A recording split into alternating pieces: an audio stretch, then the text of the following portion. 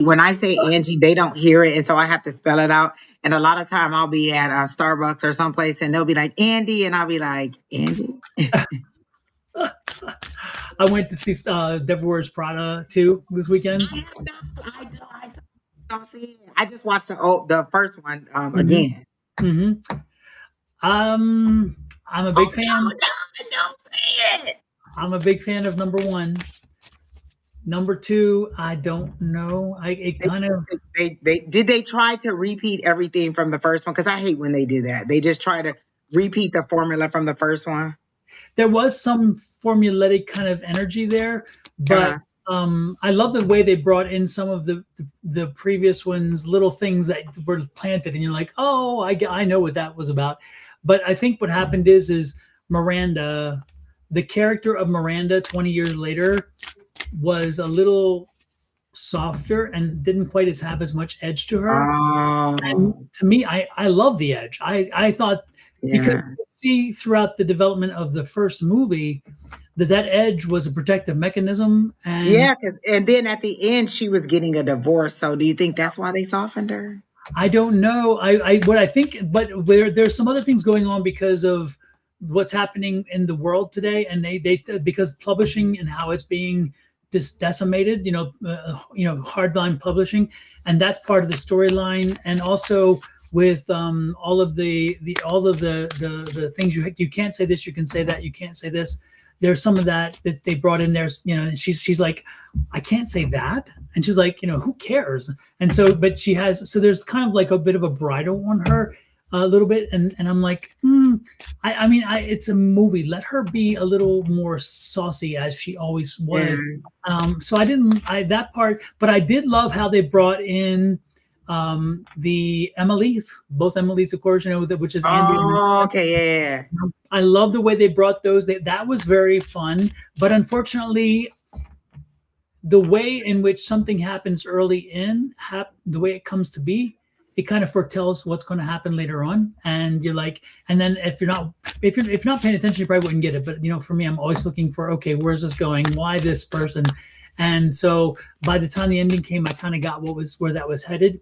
But I thought the plot was interesting. I thought the Miranda role, of course, I think Meryl Streep is amazing in that role. But I think the way they wrote that role kind of took a little edge off of her. Like she realized she had to work a little bit more with people, and that's what age brought to her. But I don't like that. I don't like that Miranda. I like the mean Miranda, because that's the energy of, I'm going to do what I have to do to get it done, So, well, I'm still gonna go and see it. You should. I asked a couple of people, and they were, oh, it was great. So we'll see. I don't know that I want to go see the Michael Jackson movie. Everybody says it's just nostalgia. They were like, it's just about the music. If you go see it, that's all you're going to get is the enjoyment of the music. Susan loved it. She oh, really? Yeah. Because the day she went, she asked me if I wanted to tag along, and I'm like, no, I'm passing that one right now because I was busy with something else. But I thought about it because I'm that's part of my well, because I really enjoyed the last one that they did for Whitney. I feel like they did her good, and I was like, oh, well, if it's along those lines, then I'll love it, because it's just mainly about the music, the gift, and that's kind of the feedback that I'm getting about it. It's just like his creativity and how he tried to break from the Jackson 5 to be his own self. But we'll see. Quinn says she loved it. Who? Quinn. Oh, okay. Yeah. All right. Well, good. Maybe I'll go. That's a couple movies that I want to go and see. And honestly, there's not a lot of good movies out right now. No, there isn't. Like, it's very hard to find something good. Exactly. Hey, Weezy, we were just talking about you. Your ears must be itching. Hey, Vanessa. Hey, Miss Quinn. Hey, Francis. Hey, Myra. And Quinn didn't care for the Boris Prada too. Yeah. Oh, really? See, a lot. I'm still gonna go and see it just to see what it's like. Yeah, I think you should. Everybody said that Michael Jackson was good. Hey, Weezy thought it was good too. Okay, so maybe I'll go and see it. Yeah. Oh, and yeah.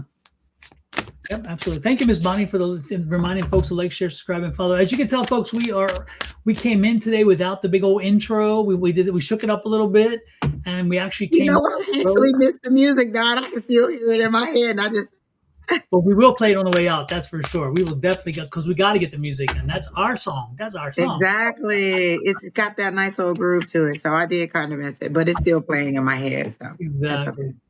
Exactly. Oh my goodness. For Miss Ashley, the first person that came in and says, "What's going on for the remainder of the year?" Immediately, Miss Ashley, I saw balloons for you, but I feel like there's a baby shower. Is there a baby about to be born in your family, Miss Oh. Ashley? Oh. Because they showed me red and blue balloons, but it doesn't feel like a birthday. It felt like a baby shower or like a celebration of a new life. So is that true, Miss Ashley? But I do get a celebration, and I do get like they show me the balloons pushing away rain clouds. Like I feel like there's been a lot of storm clouds in your life, or a lot of heavy days and like heavy months, because they're actually heavy years.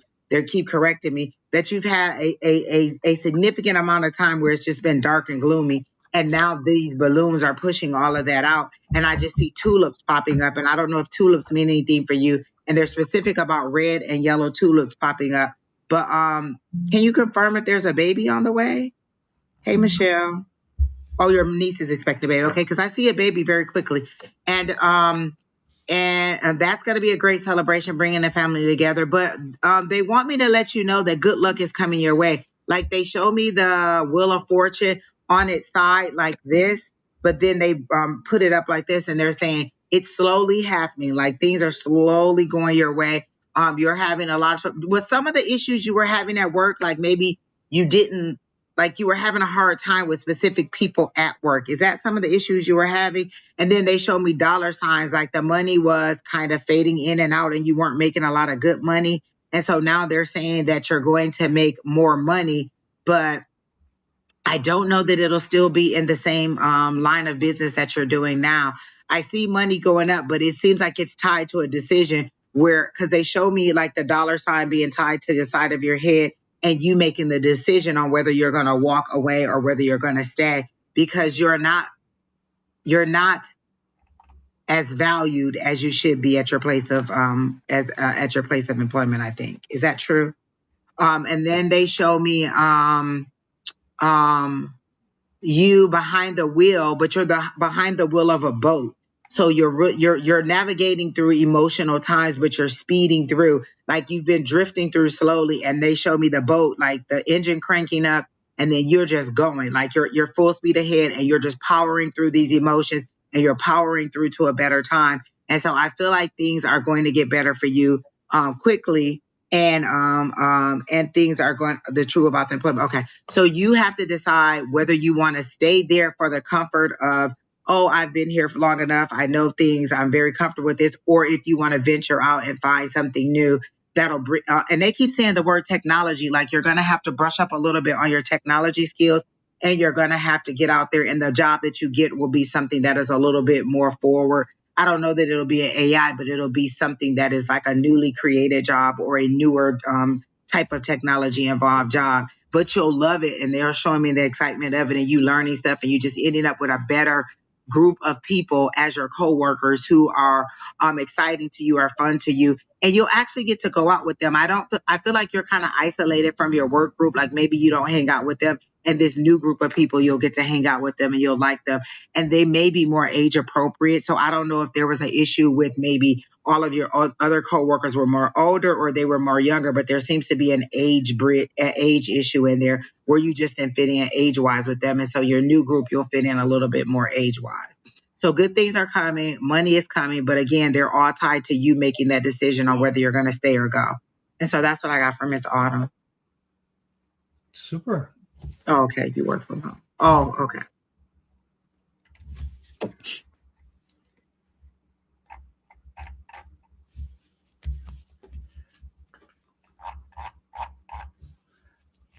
I work from home, so that's true. Okay. I guess it's true that she doesn't get the interaction with the coworkers. Okay. And what about the baby? What about She said her niece is having a baby. Okay, there you go. Okay, yeah, that's good. Yeah, that was good. That was good. Let's see what else I'm picking up for Ashley. Actually, do you have a specific question, or did She said you? the rest of the year, what's going on for the remainder of the year. Okay. Okay. And so, Ashley, are you Angie? Did you discuss moving? No, I did not. Okay, No. Ashley, what's up with the move? Possibly moving? Are you moving for relocation because of a job, or are you considering moving because you're not comfortable where you are? I see a move. I see a physical a move. And again, not just we're talking an actual pick up and move furniture type move. Okay. Um, and it's coming later in the year. It's like I see stabilization in summer, but then in fall is when this really shakes up. So I don't know if you've been thinking about new jobs or something, but don't be surprised if you get a new job. There may be a relocation somewhere, or even moving closer to the job or something like that. And because I'm getting this energy about this alignment around this. There's something that drives this move, and so it's not just a move because I want to move. There's like something specific around that, and I don't know if it's employment or whether it could be a relationship situation that kind of creates that. Again, there's an impetus to this move. It's not just, oh, I'm gonna do it. I'm just gonna move. It's not that at all. This is really a driven move.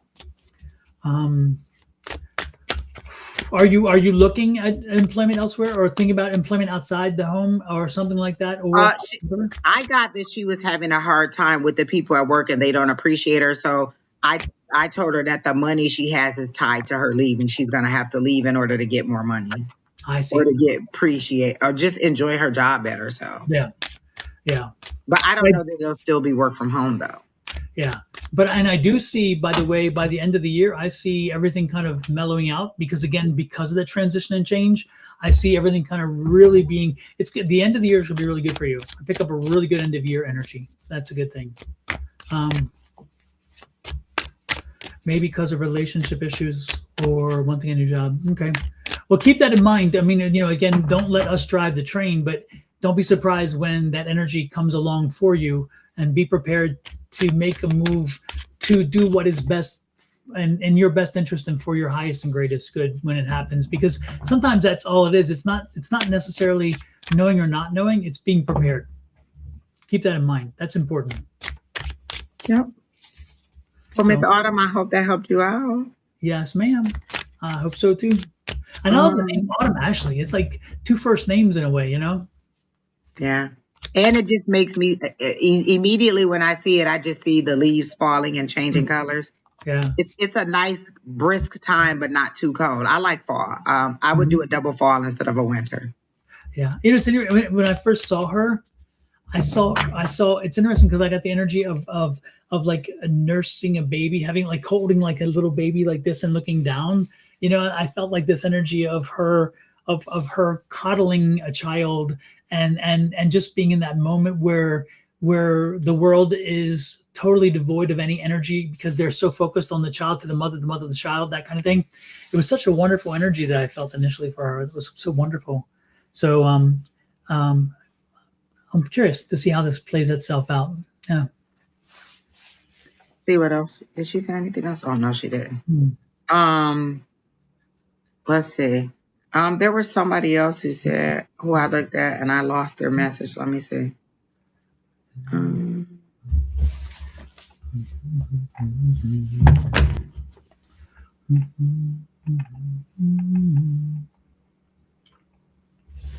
Oh, Francis wants to know, will she go back to school in August with no blockages?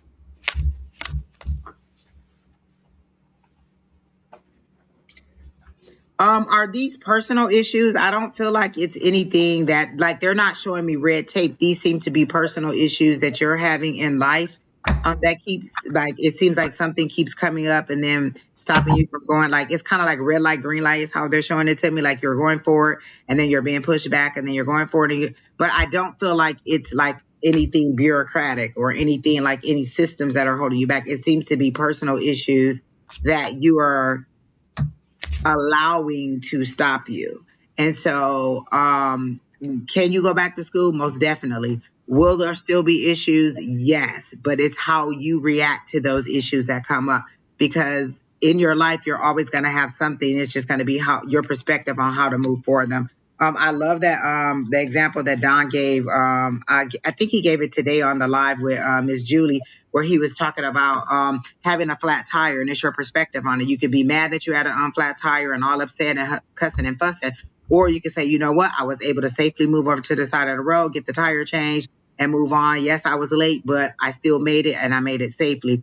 And so what they're saying is, it's all in how you deal with the personal issues. Like, are you going to let those things keep you from reaching your goal, or are you going to just go ahead and move through them? Like, I remember working 2 jobs and going to school full time with a son and having to, get him back and forth to school. All of those are obstacles. All of those could have been things that have kept me from going to school. But I knew that finishing that degree was something that I wanted. So I fought through. So it's all in how you want to go through. So do I see you going back to school in August? Most definitely. Will there be any blockages? Yes, but it's all about how you deal with them and how you push them to the side. I have a friend that was in nursing school and she had to cut everything out. When it was time to study and get into her books, she had to cut it all out. We're not going to concerts. We're not going out partying. No, I can't make every friend event. I have to buckle down, and it's all about how are you going to set the stage for you to be the person to do what you want to do. So definitely going back to school, but how are you going to deal with any issue that comes up? Because life is always going to have something, and you're going to be the person who decides how you deal with that issue that's coming up. So that's what I got for Miss Francis. And she did say it is more personal issues that are coming up. Mm-hmm. And is it a him? Because I keep hearing let him go. Is it a him that's the issue for you? Because I keep hearing let him go. Like there's somebody who may be a little negative Nancy in your ear. Like they may not be as supportive to you because their words come out green. And I don't know if they're coming out green with envy, but is it a male who is the person that is the issue for you?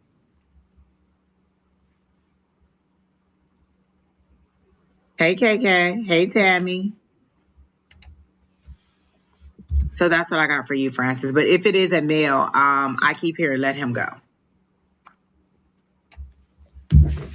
So that's what I got for Miss Francis. Cool beans. Cool beans. And Francis, what's are you having sinus issues? Are you having some congestion? Are you having headaches? Like, do you have migraines or something? There's something going on up here with you. I'm picking up something in the headspace around your energy. Are you maybe having, again, is it sinus? Is it allergies? Is it something more? There's something going on here. And so does this make sense? Does it resonate with you? And she said, yes, it was a relationship that was getting in the way. Oh, you were right on target there. Anyway, I'm feeling like there's something that's been going on here, and they're telling me that this is short-lived. Don't worry about this. This is whatever this is short-lived, and it's going to pass within the next week and a half. Yeah. That perfectly describes me because it's been all up in here. But I think it was the little germ, my little nieces and nephews, with the coughing and the hacking and the cats and all that. But when I came back, my eyes have been watering. I've had an itchy throat and a head thing up here, and I thought it was dehydrated. But she does say she has horrible migraines. So. Yeah. So the good thing, you're going to get relief in the next week or week and a half. So you're going to see it subside for a while.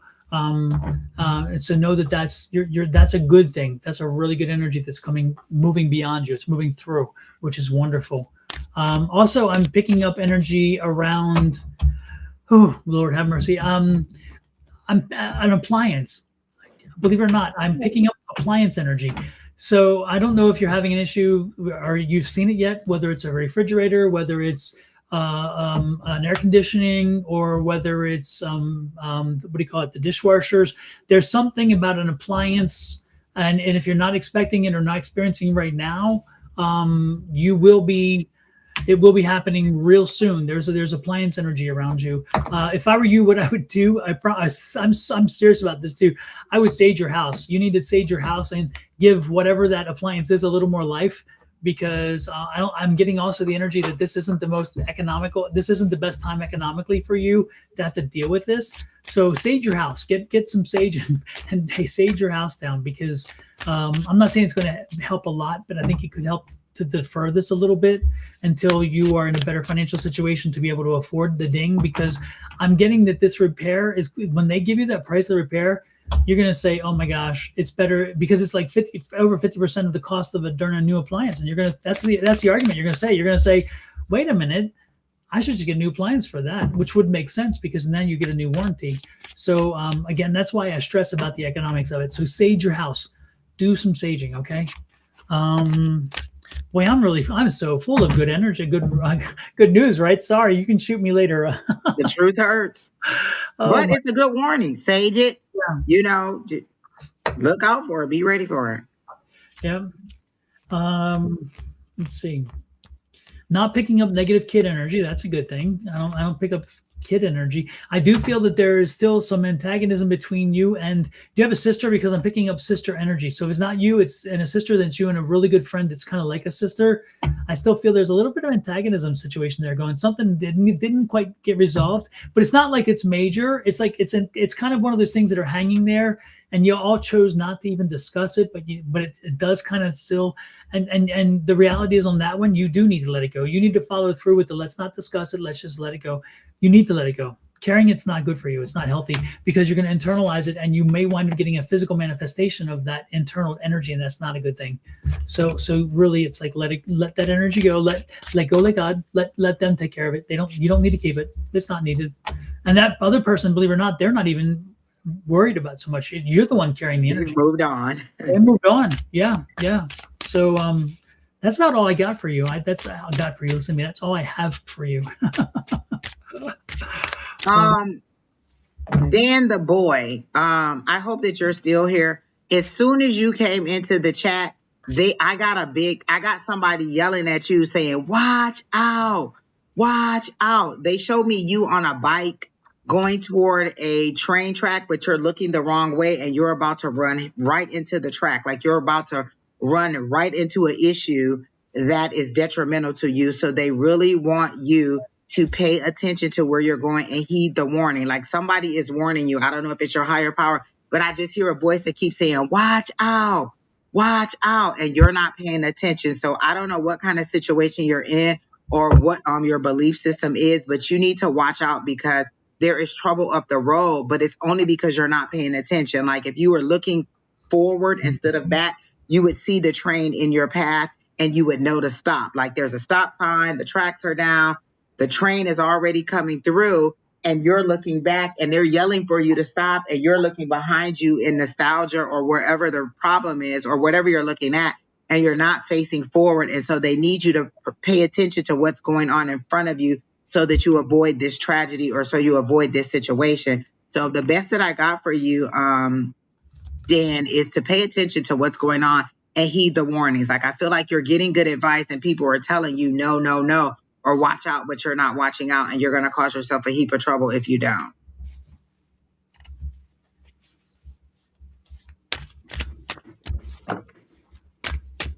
And then, gosh, there was somebody else in here, Don, and I totally forgot who it was. Vanessa, I hear you on the sinus is terrible.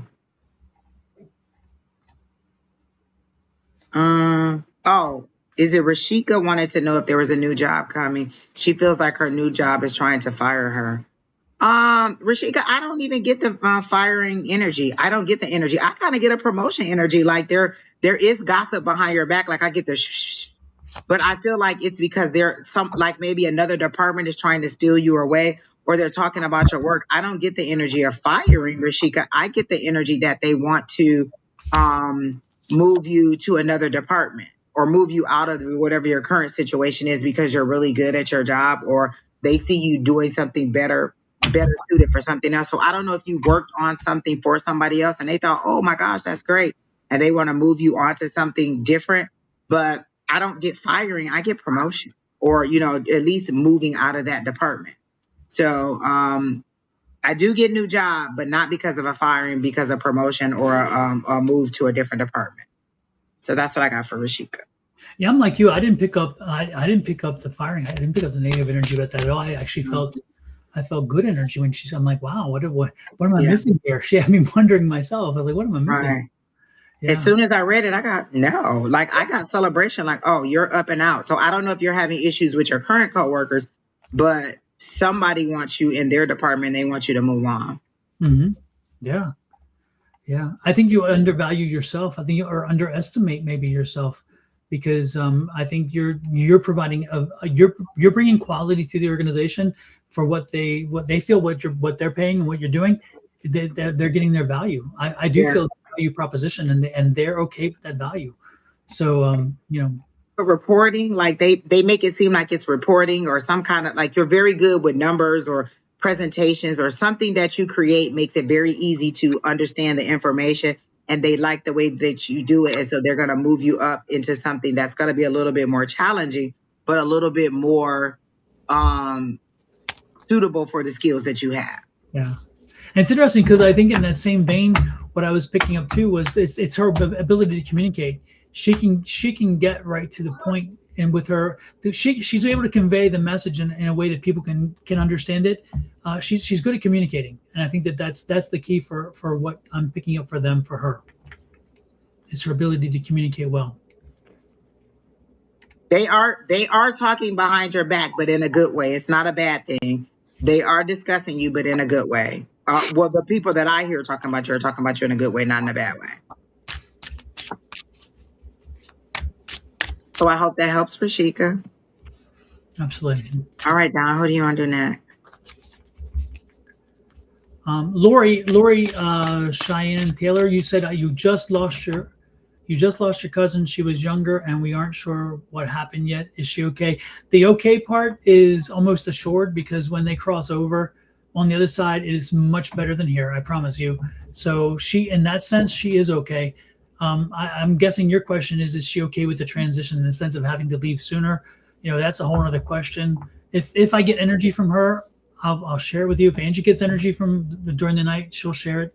But the okay part, I think that's not even a question. She is okay over there for sure. I also get that it was sudden and unexpected because she's falling. It's like she fell off of a cliff backwards, so she wasn't expecting to fall. So this seems like it was a sudden and unexpected thing. It doesn't seem like it was like a long illness or anything like that. Like you guys are shocked, and that's why you are very much like, oh my gosh, what happened? Yeah, it was very sudden. Okay. She is the way they show me is like she hit the ground and she just got up and she just kind of realized, oh, well, that's it. Like, okay, I'm on the other side. Like she's fine on the other side. Because they make it seem like when she hit the bottom, like once she hit the bottom, she just kind of got up and she looked around and was like, oh, well, this is death. Like kind of that's how she was like, oh, that's it. And then she just, went about, whatever her transition was. So she definitely is fine, like Don is saying. But what's with the Reese's peanut butter cups? Why is she showing me Reese's peanut butter cups? Or buttercup. She just keeps saying buttercup. But I see Reese's little peanut butter cups. And does she have a daughter? Who's the little girl that she is concerned about? There's a little girl, maybe 6 or 8. Is that true? But she just she's very adamant about the Reese's peanut butter cups. What is that? And I assume that you would understand what that is because she keeps showing it to me. And then there's a little girl that she keeps rubbing her hair like this. But I don't feel like it's her daughter. There's a little girl that she's really close to, but it doesn't seem to be like her daughter. Let's see what else she's getting me. And who's Tiffany? I hear the name Tiffany. Is her name Tiff? Did she say her name was Tiffany? Oh, her daughter was 30. So it is her daughter. Is the daughter named Tiffany? Or is her name Tiffany? Because I keep hearing the name Tiffany.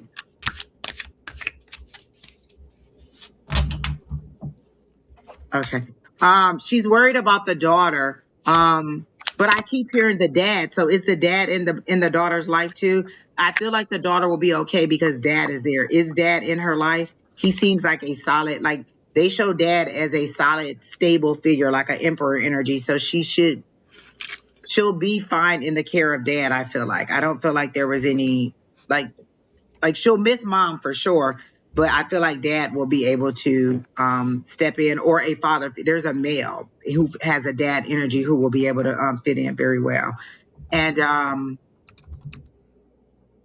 did everybody wear a theme color, or are you all planning on wearing? No, her daughter's name is Ava. Her name is Lindsay. I keep hearing the name Tiffany. Oh, the dad is solid. Okay, perfect.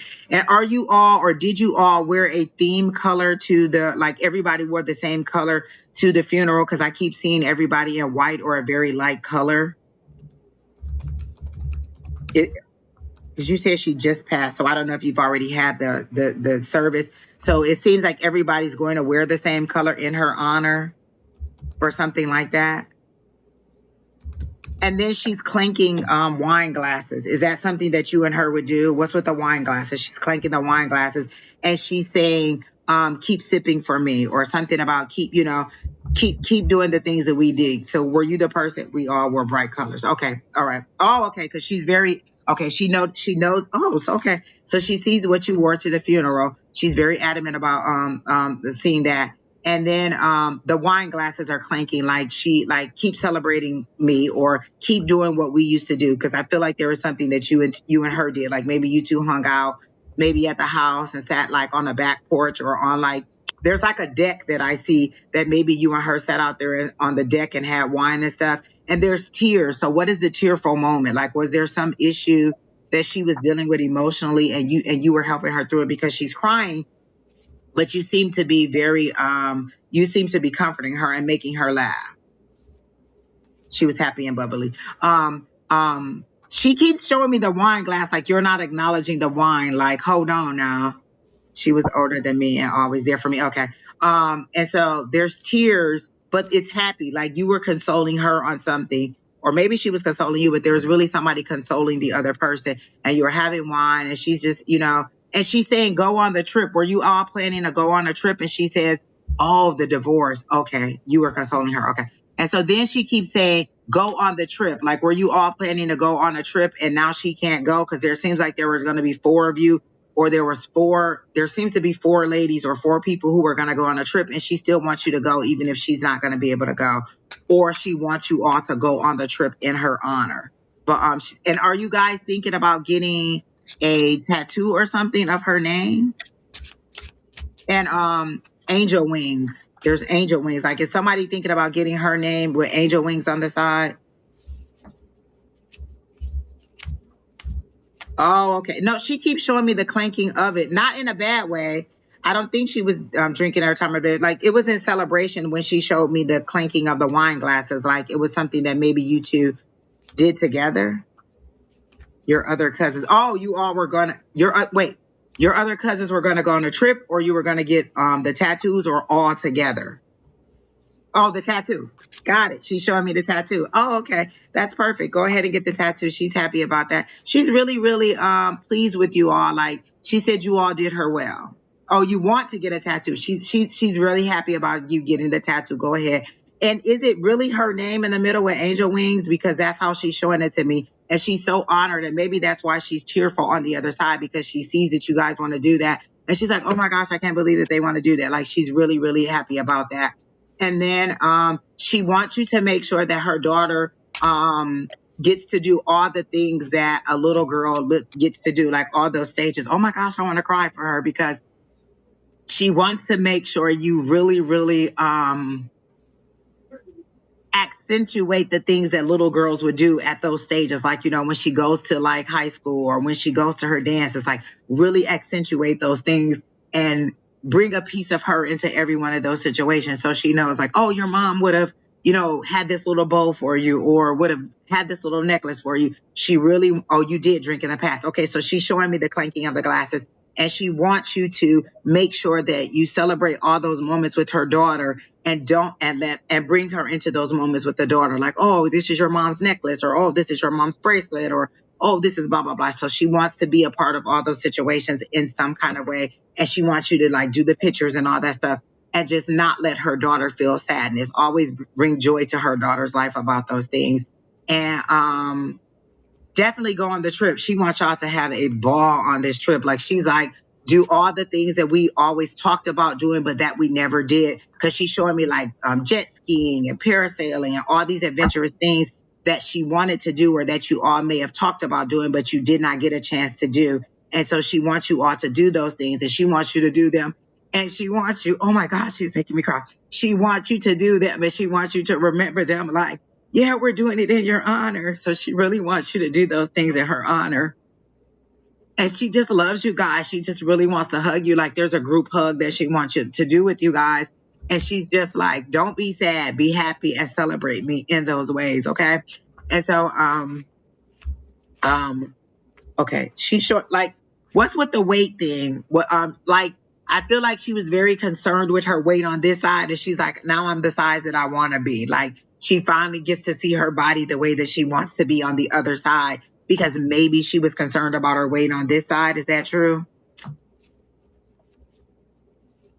But she's saying now I have the body I want. Like she's showing it to me like this, like, girl, I finally got the body that I want on the other side. But overall, she wants you all to know that she's having a great time and that everything is going to be fine. Mm-hmm. Okay. Oh, you all hugged. Okay. So she's showing me the group hug. Okay. So she was there at the funeral. She saw all of that. She's still present. And she's like, she was always so tiny. Oh, okay. So that's how she's showing me her body. Okay. As tiny and just loving the way that she looks at herself. And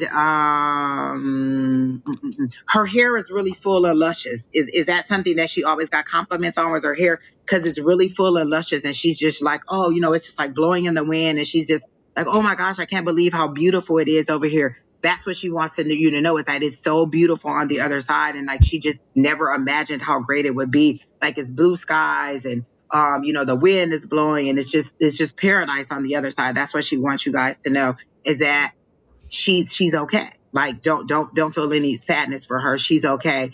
Just keep enjoying your life on here. Don't forget her. She's like, please don't forget me and don't let my daughter forget me. And then, you know, continue to be, you know, as great as you were to her for her daughter. Like as great as you think she was for you, that's how she wants you to be for her daughter in the future. And is somebody having a baby? Because she keeps saying the baby's coming, the baby's coming. So somebody, oh, beautiful red hair. Okay. Because she's just, oh, the hair is just luscious and just flowing all over. And she's really just, you know, and there's a baby coming. Somebody's having a baby. I know it's not her daughter, but somebody's bringing in a baby. And she's like maybe she gets to hold the baby before the baby gets to come into the world. And so, she's telling me now she has to go because she would be here all night. She's like, I could be here all night. You know, she says, you know, I can talk, Lori. That's how she said it to me. You know, I can talk. And so I have to go back to paradise. And then she shows me like a beach chair and her just sitting there under umbrella and just sipping on like, you know, just a nice cool drink. Oh, the other, okay, just had a baby. Okay. So she got to hold the baby. Like she's like, oh, I got to see the baby. So she's letting you know that she did meet the baby. So don't worry about the baby. She did get to meet the baby. Okay. Oh my gosh. Her energy is so nice. And I just love her too. But she's very peaceful. She wants you to know. She says she knows that you miss her, but she'll come to visit you. She'll let you know that she'll come to visit you. And she's showing me feathers. What's with the feathers? I don't know if you've seen feathers or if you see feathers, but she wants you to know that she'll be back and you'll know that it's her. And the feather specifically is something with yellow on it. It's like it's a solid feather, but it'll have yellow on it, and you'll know because of yellow on the feather. But she says she'll come back and you'll know it's her. So that's what I got for you, Miss Lori. All right. Okay, down. I'm done. Oh, that was beautiful. That was wonderful. That was wonderful. Oh my gosh. But Lori, I do ask you, was it an aneurysm? Was it a brain bleed or something? Because I was getting that energy for like something up here along in the back, and when that happens, usually it's like a brain bleed or kind of an aneurysm situation. Do you know if it was in her physical body or whether it was something external? Because I'm getting, that's what I was picking up. It's like they didn't know. It's just kind of like something, you know. Not that it explains things, because it still doesn't, but at the same time, that's what I was picking up, you know. And those things are just instantaneous. It was like poof. Um, Yes, it was fast, Don. It was like immediately, like nobody even had time to think about it because it just happened so quickly. yeah, absolutely. Thank you, Healing Hearts.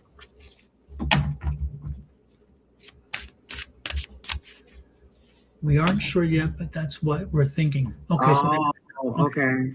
I know you. I Wow. was thinking I could feel that. That's what I was picking up. It's like boom. Anyway, yeah, but there. I know there in these situations. There's no close, no real close. Um, her blood pressure was really high the night before, so man, maybe because again, she just backed off of the cliff and she had no idea what was going on, and as she fell, she's like, "What the hell?" So it was very sudden. Yeah. Well, bless you, bless her. I'm telling you, but know that she's don't cry for her. If you're gonna cry for somebody, cry for yourselves because the reality is for her. No, she's good over there. Oh. She transitioned well. She said it was her and her new husband went to bed and it happened by 3 a.m. Yeah. So the daughter's going to go with the dad. Is that correct? He's not going to stay with the new husband. The daughter's going to go with the dad. Is that true? But I don't feel like the ex is going to keep the child from you. Like it's still going to be like, it seems to be a very harmonious situation. Like there was no hard feelings amongst the couple. Oh, she was a nurse and was taking her own blood. Oh my gosh.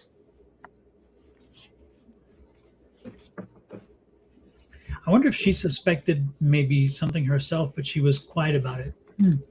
That's conjecture. That's not psychic. That's just my mind was thinking it out loud.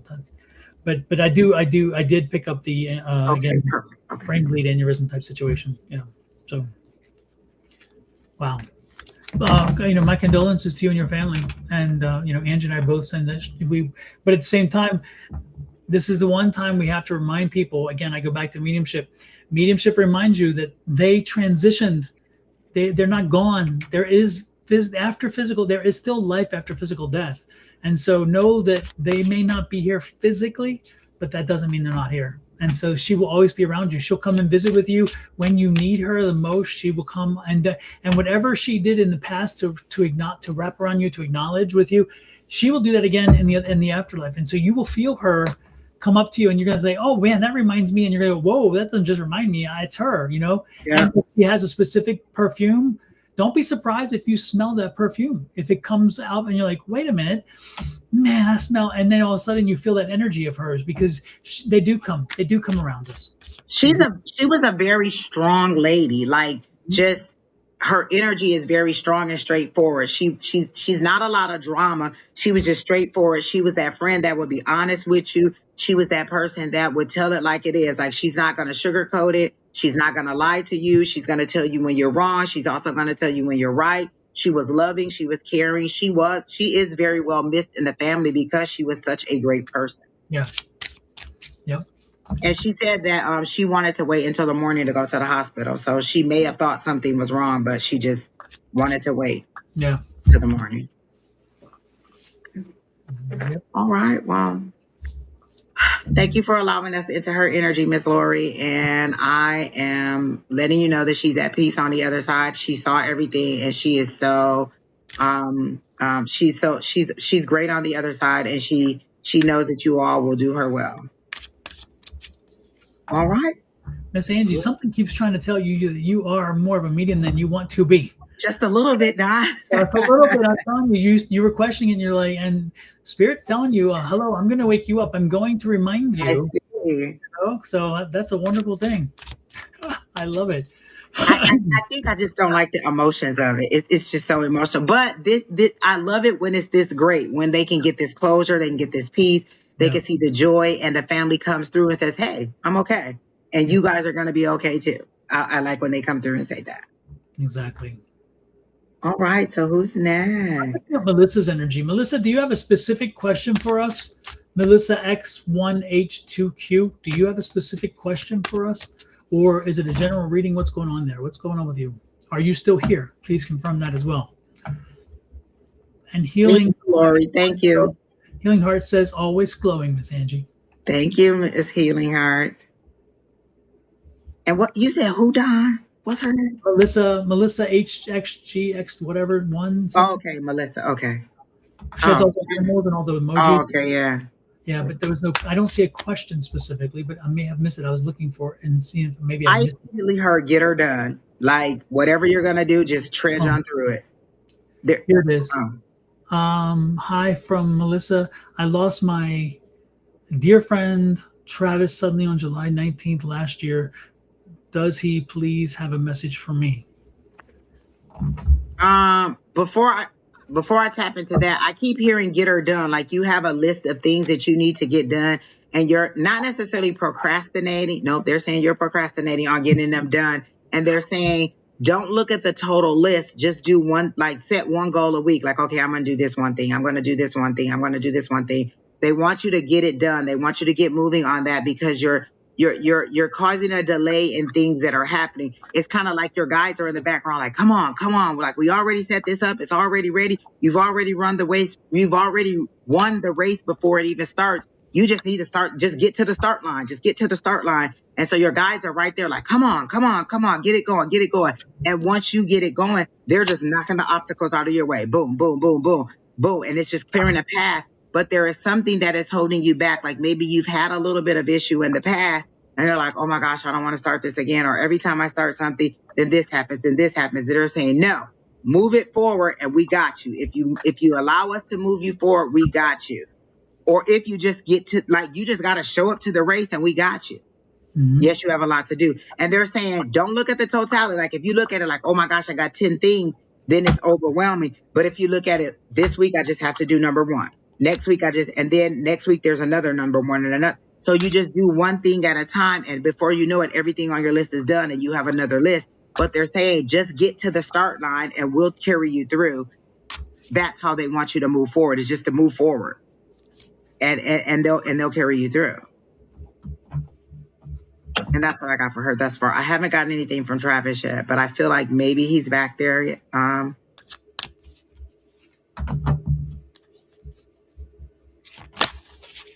And was Travis a little bit flamboyant?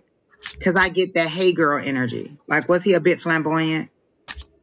Very life of the party. And I don't know that this. They're showing it to me, and I don't feel like this is necessarily tapping in mediumship wise. This feels like a memory book. Like they're showing me like your higher power or your memories are coming through as a memory book, because they're showing me a book that and just pages being turned and you're just really missing him for some reason. Is this a confidant that you used to have, somebody you could talk to all the time and you're just missing the good old times? I just get memories. Yes, very much so as in flamboyant and the life of the party. He liked to dress up. Like they show me like him very concerned with his looks. But not in an egotistical way, just in he liked to look good is how they're kind of showing it to me. And they're showing me earrings. What's with the ears? Was there something about the earrings? Did he wear gauges or something like that? Something specific about his ears and the earrings. Again, I don't feel mediumship. I feel like this is your higher power just showing me different things about him and why you miss him so much. Like he was that person you could call at 3 a.m. and just be like, oh my gosh, I'm just so upset. And he would be like, calm down. And he would just he would talk you off of that ledge. And that's why you're missing him so much. Is that true, Melissa? And then, and it's funny because they reversed the roles from time to time. She would talk him off the ledge. He would talk her. They were good at doing that. Yeah. And then I heard the job is yours if you want it. So I don't know if you're looking for employment, but the job is yours if you want it. Like maybe there's an offer that's going to come up, and if you take it, it's yours. If you don't take it, they'll give it to somebody else. But I keep hearing the job is yours, and they said, and it say it just like that, not necessarily from him. The job is yours if you want it. So this is all on you, whether you take it or whether you leave it, but it's all on you. And I see you kind of maybe you're going to be weighing the pros and cons of the situation. Like, oh, is it going to be more hours? Is it going to be earlier start time or later work time? Whatever it is, you're weighing the pros and cons. But ultimately, the decision is yours. If you take it, then it's yours. If you don't take it, then they're just going to give it to the next candidate. But I do see something definitely coming your way as far as a job. Travis's energy is very pixelating. Like it's kind of in and out. Like I don't feel like he necessarily is here, but I feel like he's trying to come through. Oh my goodness. She said, I got to meet him face to face for the first time. Hours later, he died suddenly in a car accident. Hmm. So did you guys talked on the phone though? Is that true? Because I get conversations between you two, and like he was a person that you could definitely talk to. Is that correct? So you seemed very close, whatever kind of communication you had, where he was a very important person to you in your life and very funny. He's a very funny person. Didn't take life very seriously. Like I keep hearing non-serious.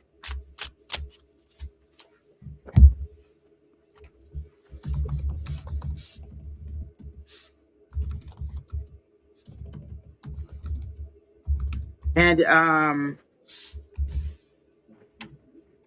yeah, I don't get a lot from him. Like you knew him for 8 months, but you seemed very close in that 8 months. Like however you guys were together, you seem to really miss him for whatever reason.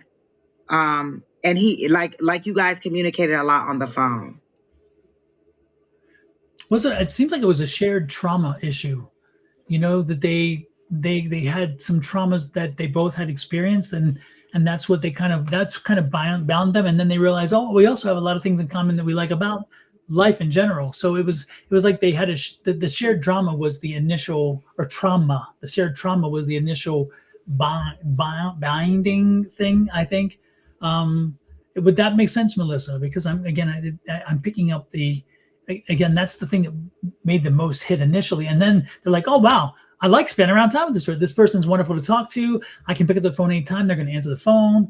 If I need to tell them something, I know it's not going to go anywhere. That kind of energy,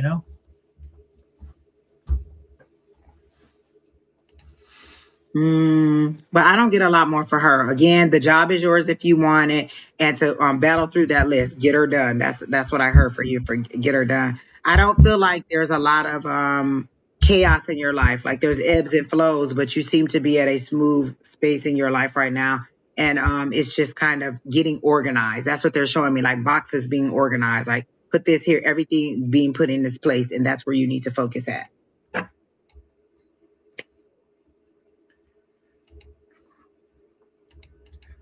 know. However, I do see, I don't know if you're looking for a relationship, but I do see a new relationship energy coming in. I don't know if that's what that was headed toward, but I'm picking up. Are you in a relationship right now? Because I don't get that energy right now. But I do believe that, and I can't believe I'm picking up a love relationship energy situation. What is this? And I kept hearing girlfriend, so that's why I was wondering if where the same sex came in. Because I keep hearing girlfriend, but I don't feel like it was his girlfriend. Mm-hmm. Well, I definitely feel like there is a love connection coming in very soon, and again, for me, when I say that, you can take that to the bank, because I don't give the love readings unless they're really strong.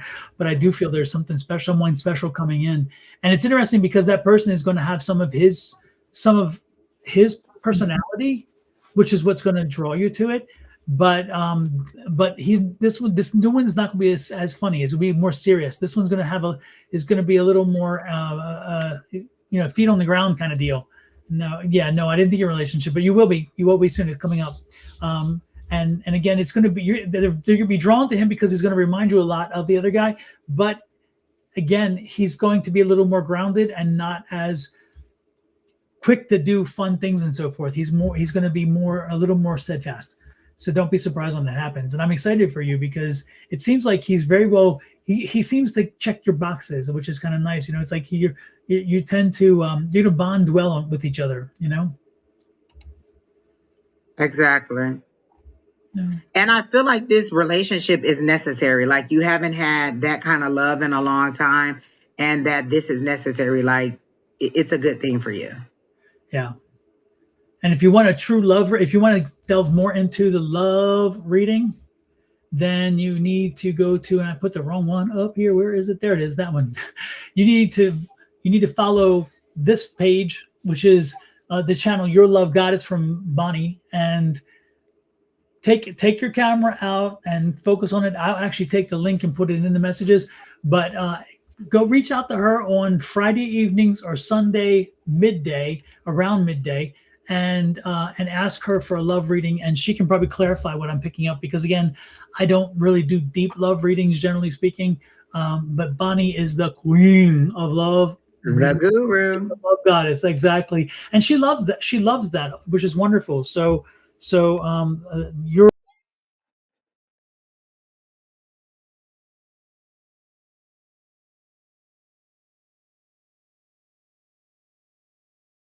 Wait, we can't hear you, Don. Or am I the only one that can't hear you? oh, I stopped talking. Oh, I was okay, there typing, you. Oh, okay. yeah, I was typing in the your love goddess Oh, link. okay, perfect, perfect, perfect, perfect. So if you can't use your phone to click on that link, you can go on to the in the chat, that little link there, and that'll take you to her. And believe me, you'll get an extended and wonderful, if it's meant for you, love reading. She doesn't give you, she doesn't blow smoke up your butt. She'll tell you the truth. So if it's not a good thing, you'll know that too. But that's what's going to happen. She had a relationship for years, she said. Thank you so much, and she will do that. Absolutely, yeah. Reach out on to her. Actually, she's on the channel, by the way, watching us right now. If you look for her, you'll see your love goddess. Yep. This is her message right there, actually, right beneath the other one. So there you go. All right, Miss Angie, who is All next? right, let's see. There was you're welcome, Miss Melissa. Is there a job offer? Because you never said that. That's what I'm concerned about. But I hope there is, and you'll get it.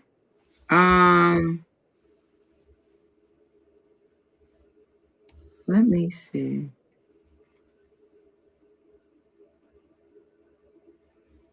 Is it Kush God 999? It says, "Can I be next? I just want a general." Kush God. Let's see what energy I get for you. A general. I feel like whatever job you're in now is stepping stones. They show me little stones and you stepping on them. This is not your permanent job. So whatever you're doing now in your career does not seem to be your permanent lifelong thing that you're going to be. It's stepping stones. But they're saying be mindful of how you perform in this job, because each thing that you do is going to lead to another thing. But I don't feel like you're going to be at this job much longer. 3 to 6 months, they're showing me for this job that you're currently doing. Or if you haven't started this job, you're going to be there maybe 3 to 6 months, and then it's going to lead to something else and then something else. Ultimately, is your goal to do something with music? Because they keep showing me these music notes and like musical instruments. So it's ultimately your job to be in some kind of band or do some kind of music. Kushka.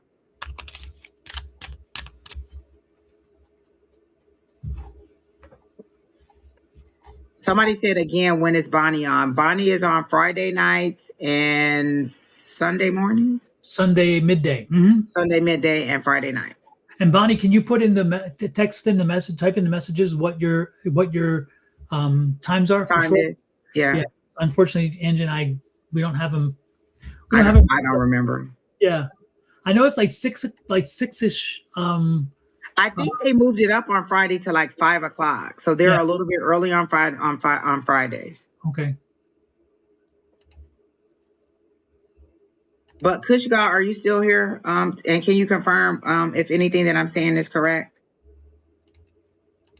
If not, I'm just gonna move on because I do see music in your future, and then I do see that the job that you're at is just like a stepping stone, and you'll move forward past that job. But again, be mindful in your performance, because you're building like you're building relationships that'll take you to the next level. Like a lot of the jobs that I got was because somebody knew me and said, "Hey, we're hiring," or "Hey, I think you would be good for this." And so all of my connections for my previous jobs or with previous coworkers helped me to get my next job and my next job. So be mindful of the relationships that you build. Absolutely. And that person isn't responding, so we can go to the next person now.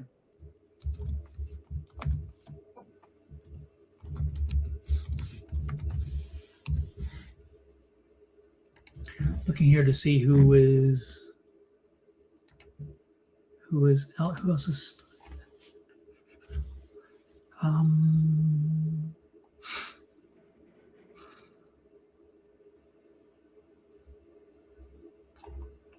um PM Global LLC. I don't think I've ever heard that name before. Me neither. Where do you see that one? Right up under the link that you put for Miss Bonnie's love goddess. It's a YouTube person. Here we go. Yep. Great. Are So you still here, PMG? PM Global? You go ahead, Miss Angie. I was just asking them to oh listen. no, go ahead. They PM Global. Oh, she says I am still here. I get you opening and closing a door. Like, yeah, I want to do it. No, I won't want to do it. Yeah, I want to do it. No, I don't want to do it. Like you're still like you're going like you want to go through this door, but you don't want to go through the door. And so they keep showing me like all these little tiles. Like if these were doors, so they're showing it to me like this is a door and this is a door, and they're all lined up doors. And you don't know which door to go through, and you keep opening them and closing them, open them and closing them. Like you won't even look to see what's on the other side. You just keep opening them and closing them. Like you won't make the decision on what you need to do. And so what they're saying is you have all the answers. Like they're showing me the Two of Swords. You have all the answers. You're just not deciding. Like you won't even use like, and it's not emotional. Like you're just not using the logic to make the decision. They're showing me you have all the information you need. It's like if they were saying what's 1 + 1, and they gave you one block here and one block here, and you can see that the answer is 2. You just won't make the decision. And so you have all the information you need to make the decision. You just need to make the decision. And your guides aren't understanding why you won't make the best logical. And they keep saying logical decision. They don't want you to make it based on emotion, the best logical decision. Like if you were to add everything up and say, okay, this and this and this and this, well, logically, this is what makes sense. And they're not understanding why you won't make that decision or what's holding you back from making that decision. What is the fear that is holding you back from making the decision and just going ahead and doing whatever it is that you need to do? And they're showing me that you're scrambled because I feel like you're right at the end and you have to make the decision, but you don't want to make the decision. You want somebody else to make the decision for you. And then you can go ahead and say, well, I just did well, I went to this person, they told me this, and so I made this decision. So you don't necessarily have to take the responsibility or accountability for it if it doesn't turn out the way you want. But ultimately, this is your life, and you have to decide what it is that you want to do. Like it isn't like a dictatorship. Your guides aren't saying like, oh, well, you have to be a teacher or you have to be a doctor, and if you don't do it, then we're not going to allow you to move forward. They're saying you decide what you want to do, and then we'll walk you through those steps to be that. But ultimately, the decision is yours, and you keep laying down your power for somebody else to decide. And they're saying, no, in this situation, you have to ultimately make the decision, and then we'll help you through however you decide to do it, or whatever the consequences or they keep saying consequences, but it doesn't seem consequences in a negative way. It seems like you just have to make the decision and then allow things to go ahead and move forward. So that's what I got for PM Global. Hey, angels, long time. Oh my God. And we miss you in class. Are you ever coming back? I know. I adore angels. Exactly. We need some of that straightforward, no nonsense logic coming through in our readings. Come on, Miss Angels. It is so good to see you, angels. It really is. So that's what I got for PM Global. Okay, I'm trying to pick up energy for him. It's interesting because his energy seems to be scattered. I don't know, PM Global. Are you like confused about something? Are you having like a lot? Are you considering a lot of things? Like because I'm really getting a very scattered energy. Like you're having problems focusing because again, that's the energy I'm picking up, and when it happens, it usually indicates a focus issue. Are you having problems focusing right now, or are you having a lot of things thrown at you and you don't know how to pick between one or the other or figure out which one to take first? Because again, I'm truly picking up this kind of like, wow. Yeah, that was it. Like she won't make a decision, but they're saying she has all the information to make the decision. Yeah. Yeah, it's like paralysis. Oh, so maybe she's trying to decide. She says retirement or not, whether she should retire or not. I see. Oh, so you have a lot of competing interests that's on both sides, and you're like, okay, this is a pro, this is a con, this is a pro, this is a con, and there's so many things, and also there's the economic fear of can I do it without, because once you pull that plug, of course, you pull the plug. So I get that.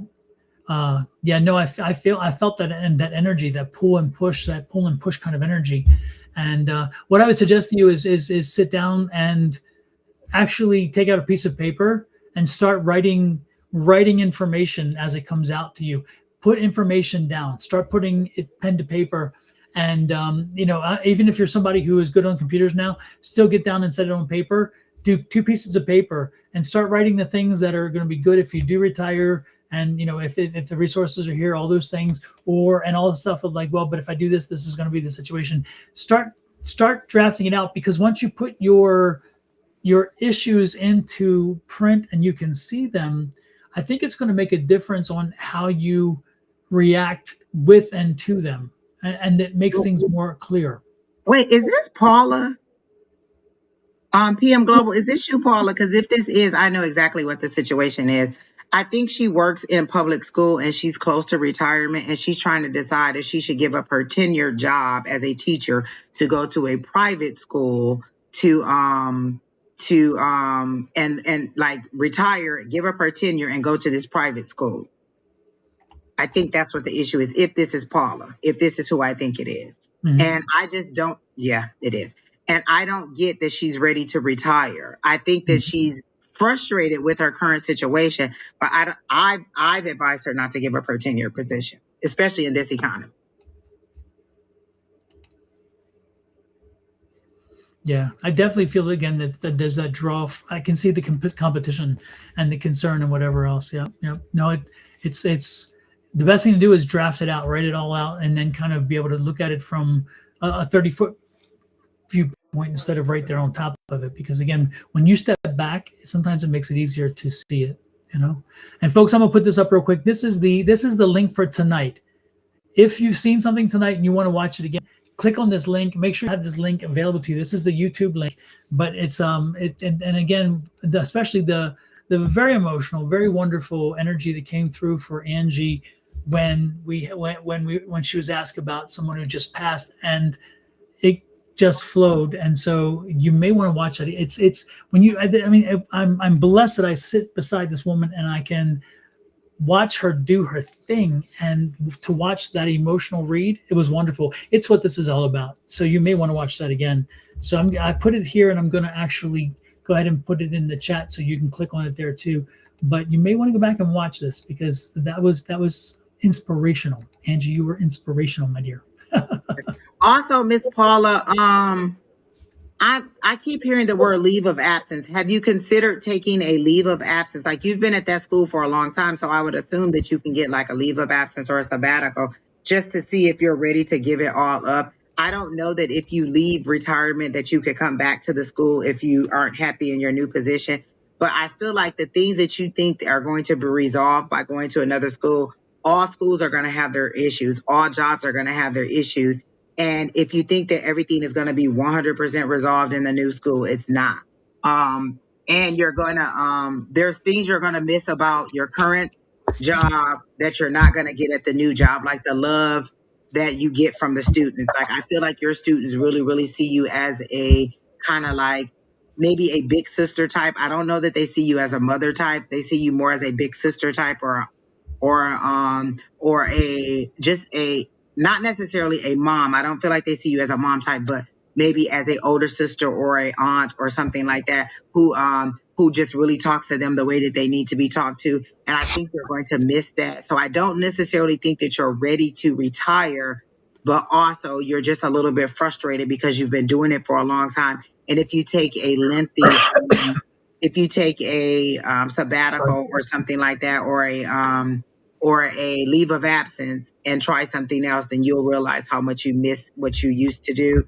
So consider that before you give up your tenure and decide to retire. I don't think that you're ready to retire yet. Because what are you going to do when you retire?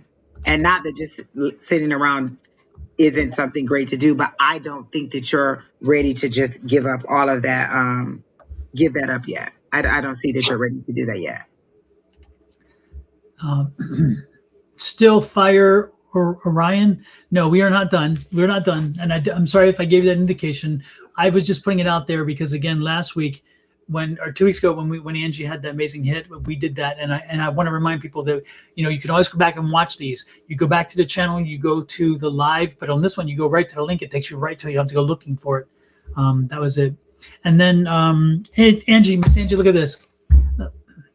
Remember, I told you all over the place, many different competing things. This is Yeah. that focus card. Again, it's like too many things, and it's like it becomes paralysis by analysis. Yeah. And look at this; it's internal struggle to her. And we talked about this. Yeah. It's a real struggle. She's over analyzing it, and I'm surprised cups. You did get cups, 7 of cups, because it's very emotional. Yeah, and it's interesting because she needs to give herself some rest. She needs to kind of put it out of her head and kind of give her. And then look at this, which is interesting. The balance, right? It's finding the balance in the scales. It's like balancing things out, figuring out what's what. Okay, this is down the road. You're not ready to make that decision yet because this is the down the road card. So give yourself a rest. Put this decision off for now. It's not something that needs to be decided at this point. And eventually you'll know what you need to do and you'll surrender to the point. Because that's the 5 of Swords, which is that dropping the swords and surrendering. It's like, you know what? I knew what I needed to do all along. I just wasn't ready to make that decision. And now I know that maybe it's this or maybe it's that. So again, when the decision comes, it's going to come and it's going to align with you perfectly. And what you will make the right decision. This is telling me you will definitely make the right decision that aligns with you, aligns with your situation. Have faith that it's already in you. You already have the ability to make the decision. And then once you do, you're just going to move forward without a problem. You're going to say, you know what, I'm good. And then you're going to be fine. I think part of it is knowing you have options. That's the thing that gives you a bit of power. And then at this point, you're not like, I don't want to have options. I kind of would like to not have to worry about thinking, So, yeah. Paula, why is your mom like, I feel like your mom was always telling you to stand up straight. Your mom has passed on.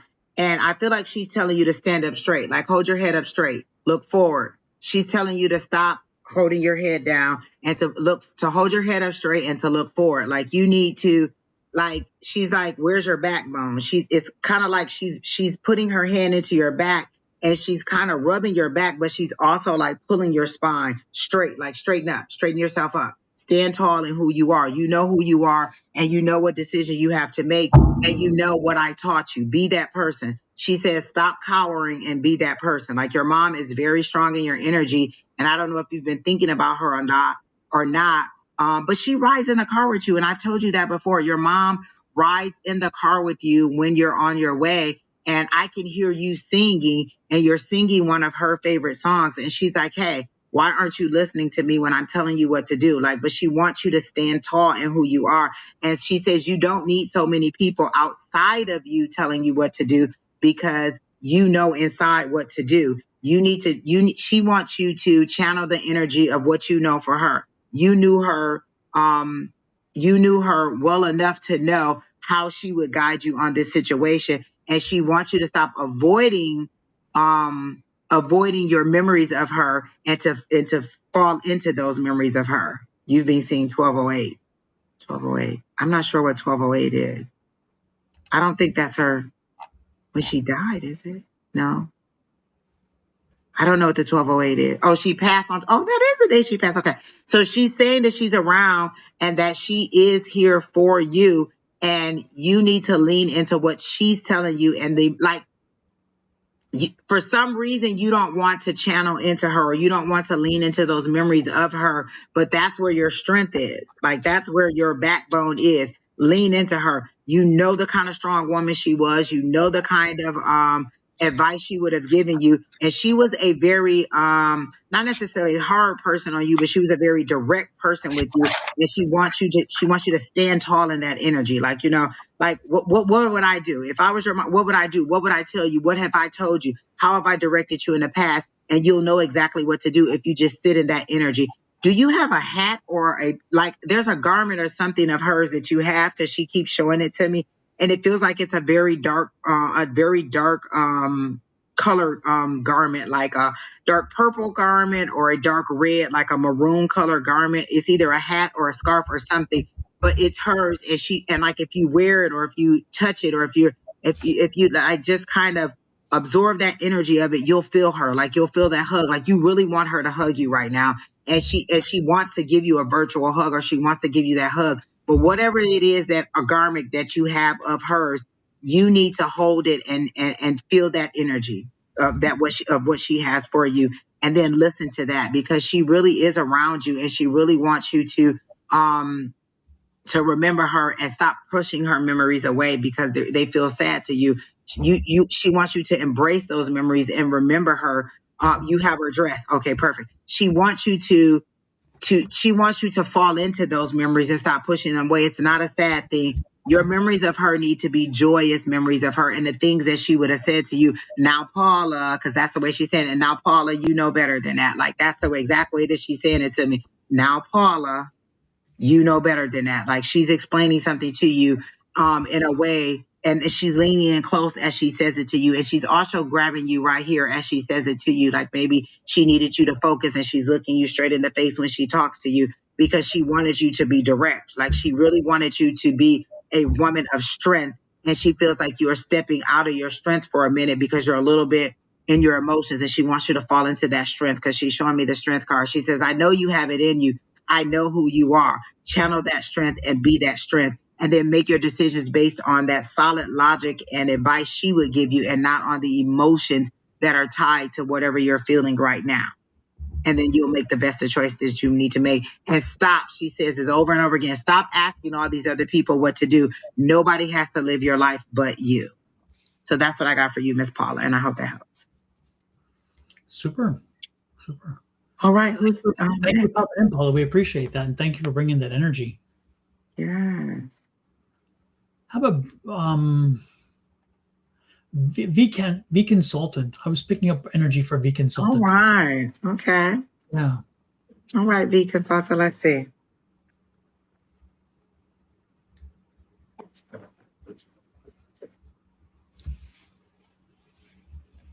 Immediately I heard the journey is not over. Like whatever you were seeking, it's still possible for you to receive whatever that is. And I don't know if I've mentioned the medical field to you before, because every time they show me a stethoscope, that means that somebody wants to get into the medical field. Not necessarily as a doctor, not necessarily as a nurse, but some kind of way you want to get into healthcare, or you want to heal people in some kind of way. So I definitely got the stethoscope, and I keep hearing the journey's not over. So whatever it is that you want to do, or whatever career you are considering, it's still a possibility if you want it and you express that that's what you want. It's kind of like telling your guys, yeah, I still want to do that, or yes, I am ready to do that. And then they'll move you in that direction. It's like you've given up on your dream, or you've given up on the hope of ever accomplishing something. And they're saying, no, move forward on it. You can still get it. You can still have it if that's what you want. Oh, you don't want to go for a higher degree. You are in the medical field. Okay. All right. Because they showed me the stethoscope, and they're saying, oh, you don't want to go. Wait. Well, you're right about the medical field. I'm in it, but do what? Wait, what? Oh, you do want to. Oh, okay. So they're saying, yes, go for it. They're saying it's still possible if that's what you want to do. You just have to express that that's what you want to do, and it'll happen for you.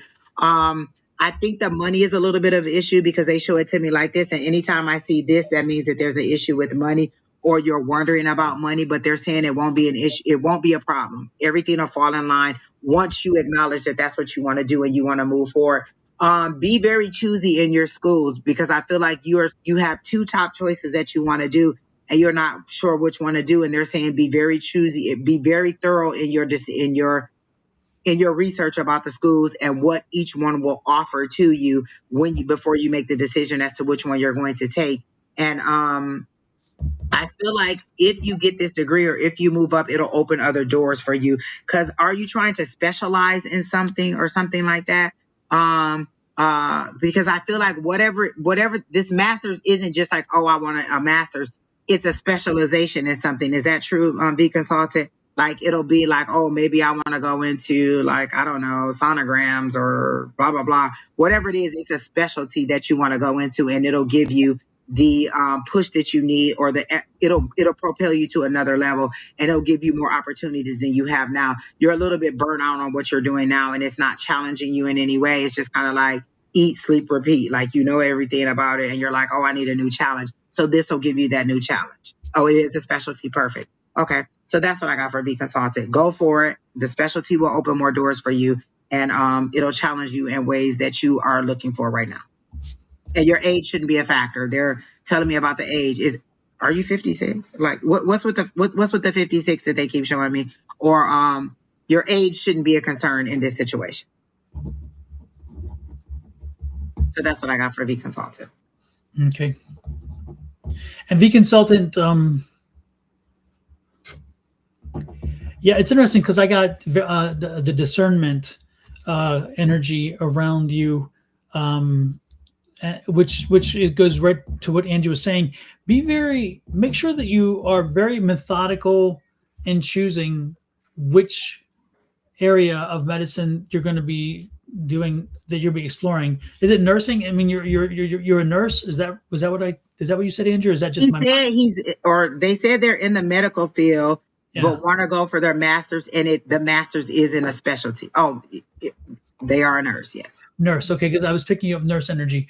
And yeah, I'm being told very clearly, use your discernment for this choice. And it's interesting because they gave me some area, and I don't know which area that you're looking at, but they gave me some areas to avoid. And it's interesting because as they were talking, they were like, let's not do radiology. So they're telling me to kind of help you think about if radiology is one of them. You may want to review it deeper. Okay, that's the point. I mean, they're clear. It's like, don't do it, but you have total control because you have ultimate free will.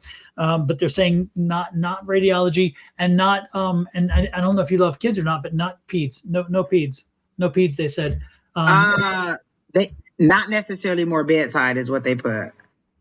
Mm-hmm. They want to go further, but they don't want to be more bedside. So yeah. So again, avoid the peds, avoid the radiology.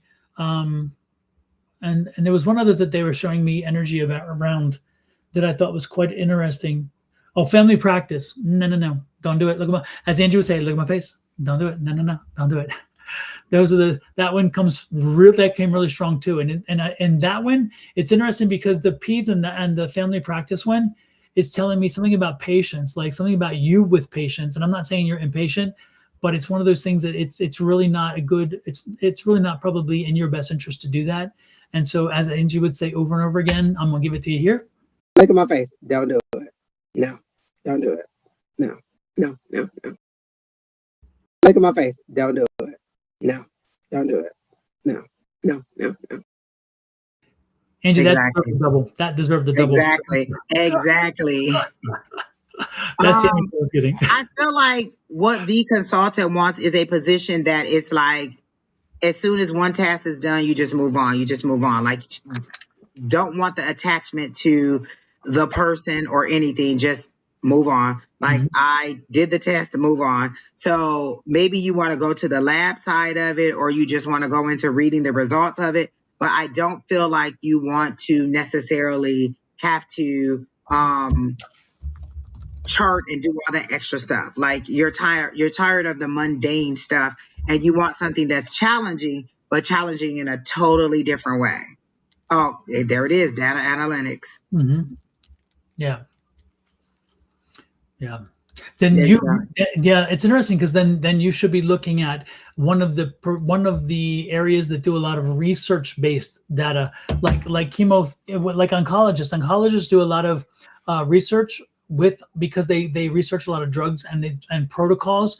It's not that it's the drugs themselves, it's the protocols, which protocol works better, and they rely on analytics very much. So oncology would be one for that one. You may want to look at other things that are evidence driven, other fields that are evidence driven, and that would quench that knowledge of analytics, because again, those are the ones. So look to the ones that do have a research component attached, and for those you can usually find their heavy specialties, and those are the ones that I think will give you what you're looking for. And believe me, when you are, like, if you're a research coordinator for a clinic or for a cancer center or something, you are running the research. You are collecting the data from the different patients, and then you're submitting it usually to a drug company who is keeping the data, and then they compile it in the end. But you're compiling it and you send it to them, and then the analysis happens. I mean, I think that's my point, is that think clearly through this. Don't just say, oh, I'm thinking I like this. No, it's deeper than that. Okay, and that's the first thing I came to, is reminding you, go deep. Don't just make a decision because, oh, I'm thinking about this and so I'm going to do this. Really focus on what it is, boil it down, and then follow that energy. Yeah. I like your energy, V consultant. Like, it's different than times before. I feel like it's very determined energy this week. It's It confident feels too, isn't it? Yeah, it's very different than before. Yeah. We've read you before, and your energy feels very direct, very strong-willed, very. I'm ready for a change, like that. That five energy. You're ready for a change. Yep. Definitely. All right, Still Fire, or is it Orion or Orion? Still Fire, Orion. Are you still here?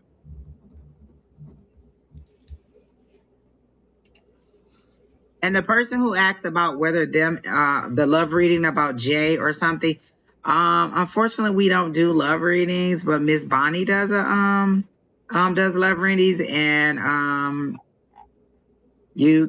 there's a link in here for Miss Bonnie's. There it is right there. Look, Don have it on the ready. So if you really want a love reading, go to this link right here to Miss Bonnie's page, and she does love readings on Fridays and Sundays. Oh, you're still here? Okay.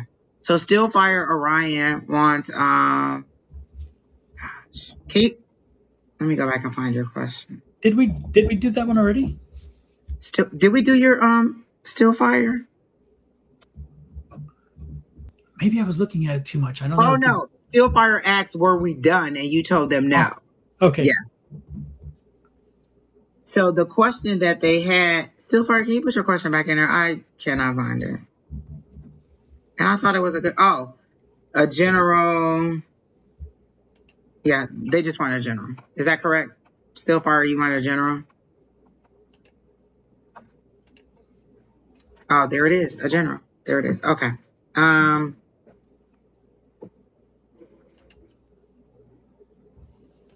Okay.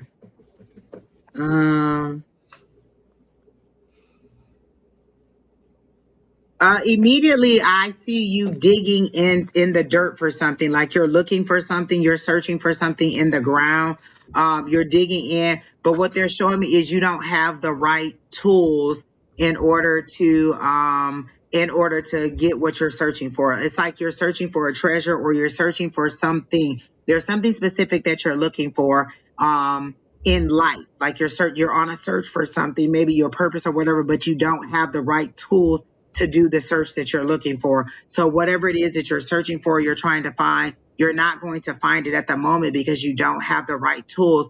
And what they're showing me is that you need to refocus. Like they show me somebody putting on glasses and seeing the world like clearer now, like, oh, dang, now I can see everything. So are you on a spiritual journey, Still Fire? Is that what the problem is? You're on a spiritual journey and you're not sure which direction you want to go. Like, do I want to go religion? Do I want to go, do I want to go spirituality? Do I want to do this? Do I want to do that? Like you seem to be a little bit confused as to how you want to go spiritually, or how you want to move forward in your pursuit or purpose of life. Is that true? Because it doesn't feel like it's a specific, like, oh, I'm looking for a locket or I'm looking for a specific job. It's just kind of like you're looking for your purpose and how you should move forward. Is that true? Still Fire. And then I get, are you looking at past life? Like, are you looking at what you were in your past lives? Because they show me you in the past life as like a chief. Like, I see you in tribal gear, like as a chief, like a Native American chief or something like that in one of your past lives. So you were very much spiritual in your past life, and you're trying to figure out what's the connection in this life. Life is a little scattered. No, I just want to share. What do you mean when you say share resonance? Because you keep saying that. What does that mean? To me, that feels like you're on a spiritual journey. Like I want to offer shared resonance. What does that mean?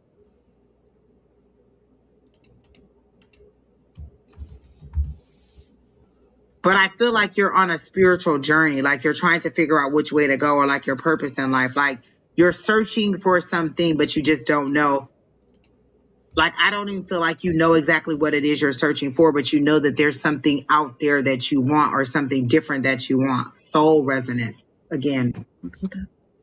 Okay.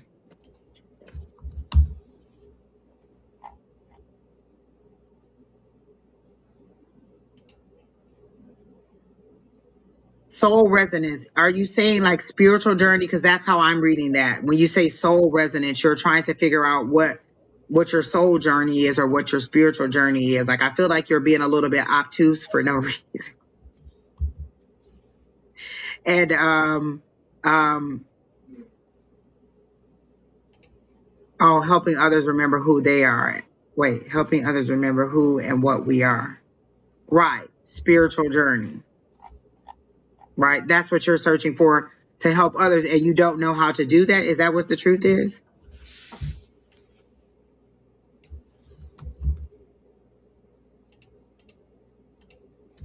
Either way, you don't have the right tools to do whatever it is. So maybe you need a little bit more education or you need a little bit more knowledge. They keep showing me that you don't have the right tools to do whatever it is that you do. So maybe you need, again, to take some more courses or to take some more or to do a little bit more research on whatever it is you're doing. But they keep showing me you're digging or you're searching and you don't have the right tools to do whatever it is you're doing. So get a little bit more knowledge or get a little bit more tools under your belt to do what it is that you're trying to do, and then it'll make the job easier for you. Like, the blockage that you're experiencing, or the thing that is stopping you from moving deeply into what you're doing, is that you just don't have enough knowledge or you don't have the right tools to do whatever it is that you're trying to do. So that's what I got for Still Fire. Okay.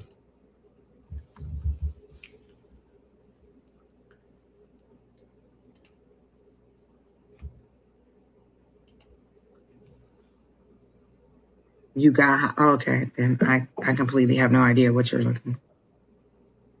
Well, that's the message that I got for you.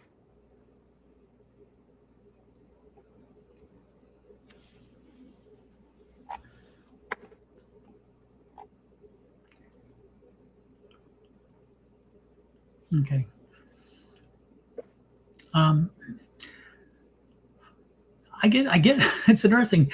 I get a very defiant energy with you, Still Fire. I get a really defiant energy. I get one of these contrarian type things. It's like if I told you the sky was blue, you would tell me it is purple. You would tell me if I told you it's purple, you'd say no, it ain't. It's blue.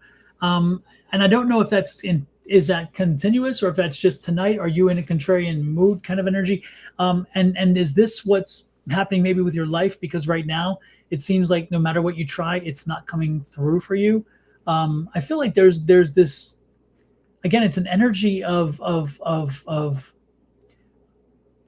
just like a pushback. You're just, I don't think you're really happy right now. I don't get happiness right now. I feel like there's a bit of discontent. And I think also you don't know where it's coming from. There's the energy is coming, but you're like, I'm not exactly sure what that key is. I'm not sure like where it comes from, but that discontentment is there. And I'm also picking up there's somebody in your life who is like not at this moment making you happy because I mean, there's somebody who's really kind of rubbing you the wrong way in this moment of discontent. So like it's a compound situation. You're like, oh my goodness, that kind of thing. Are you involved with music for some reason? What's up with music? Because I'm picking up a lot of music around you. Um, do you play an instrument? Do you sing? Are you somehow involved with music? Or do you use music in your career with what you do? You know, are you again? I'm getting a lot of music around you, or have you delved into music or thinking about delving into music? Are you even here and responding? Because I don't see any responses, one way or the other. So I don't know what. The last thing that I saw was Stillfire said, "No, I got how. I just wanted to see what you feel. Thank you for your advice, though." Okay, maybe they left then. I don't know because I haven't gotten a single response from what I said. I'm just gonna leave. I'll leave it there. I just think right now you're in a funk. You're in a funky frame of mind, and I think, oh no, you are here. Okay, Well, could you give me some feedback? Is any of this resonating, or am I talking out of my wazoo? I mean, this energy is very strong, and it came on when Angie started reading for you. So I do believe it's kind of your not kind of, it is your energy, from what I'm They picking up. said we asked a lot of questions very quickly. We do. I am guilty 100% of that for sure. Um,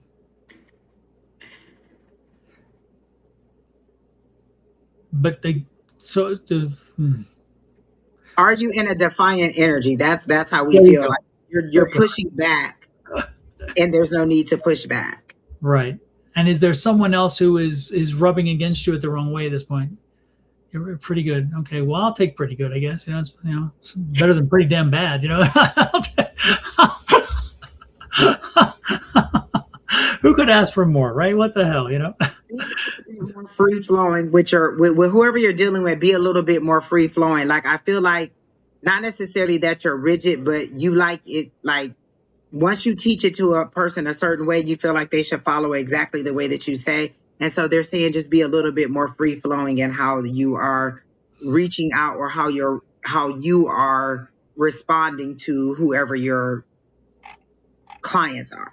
Be a little bit more free flowing in it and understanding that people are learning and they're not like you have to take them where they are on their journey. They're not as knowledgeable as you are, and that you need to take them where they are and try like meet them at their level and try to get them to where they're trying to be, not to where you want them to be.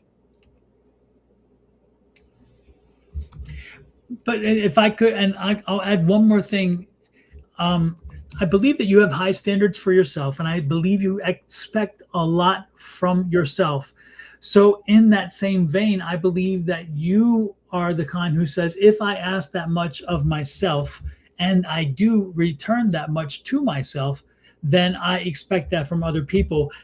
And I think that that's a fair assessment of why you think that way. But I do believe that that in itself is a complication, because in so doing, you are, even though you again you're fair to them because you're doing the same thing to yourself, that doesn't mean they see it that way. And that, I think sometimes that you can cause complications in your life, because people won't, even though you believe it's a fair thing, because again you expect it of yourself, other people will not. They're like, I don't care if you expect that of me, I ain't giving you that. It's like, I'm not you, that kind of thing. Or they won't have bought in completely to you, what your thinking is or your mission is. And then when that happens, you wind up in a situation where again you come off a bit coarse, for lack of a better word.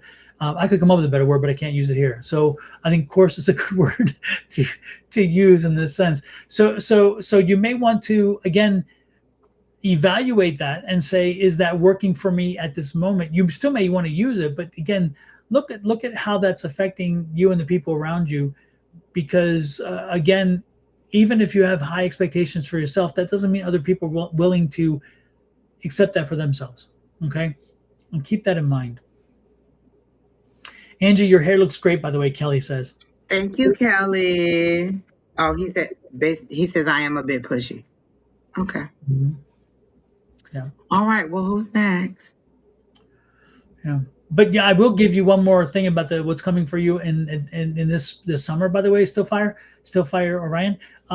There is an opportunity coming your way. I don't know if you're looking for a shift in what you do and how you do it, but there's an energy coming forward, and it's a shift. And it's funny because I can somehow, it's somehow music is involved, and so um, I don't know what you do with music, or whether you do something and music is playing in the background, or music brings an energy to you. There is something coming, and it's going to come through the shift in music with you. And so when you start shifting your pleasure from music, it's like all of a sudden you start feeling like, okay, I'm that kind of music I'm tired of right now. I need to get to a different beat of music. Maybe it's a upbeat music you want down, maybe it's a down you want up, maybe it's a high energy and you want a little more sedate, whatever it is. There, when you feel that shift in energy about the music that you're listening to, and again I pick up that you have music going often, I do believe that that's when the signal is coming, that something in your life is altering, and that's an opportunity. An opportunity is coming along, and that opportunity is going to shift you in to your economic status as well. You're going to shift in like in I'm not sure it's a job or a career change, but it's going to be one of the two. So it could be just merely a job, but I believe a career situation, and that's going to economically impact you in a very good way. Okay, so pay attention to your body, pay attention to the energy around your music, because that's going to be the signal that it's time to shift, and then an opportunity will show up. Okay, and that's coming like summer, late summer. I think it's going to be in place before autumn. Hey, Selena Garcia, nice to see you in. Oh, you too. The Yep. ear lady. Yeah. Yeah. How are you? All right. Okay, Weezy, I'm not getting anything for you right now, sir. Let's see who else. Does anybody else have a question?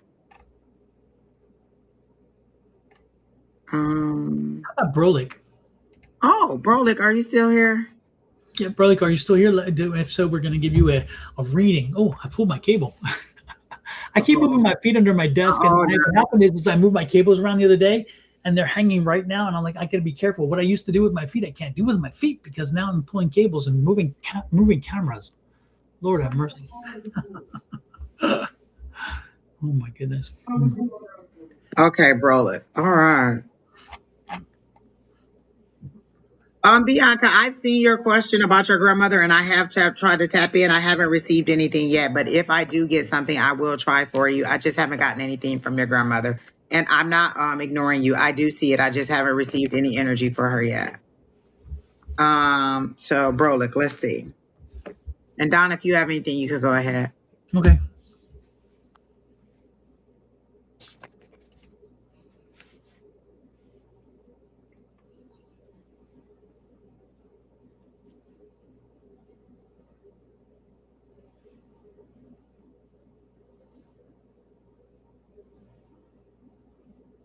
Okay, so they show me for you, Brolik, they show me a book ripping at the seams, or a pattern ripping at the seams, like something in your life is tearing apart. Do you feel like you're being torn apart, or things in your life are kind of pulling apart? Because that's how they show me. Like if I had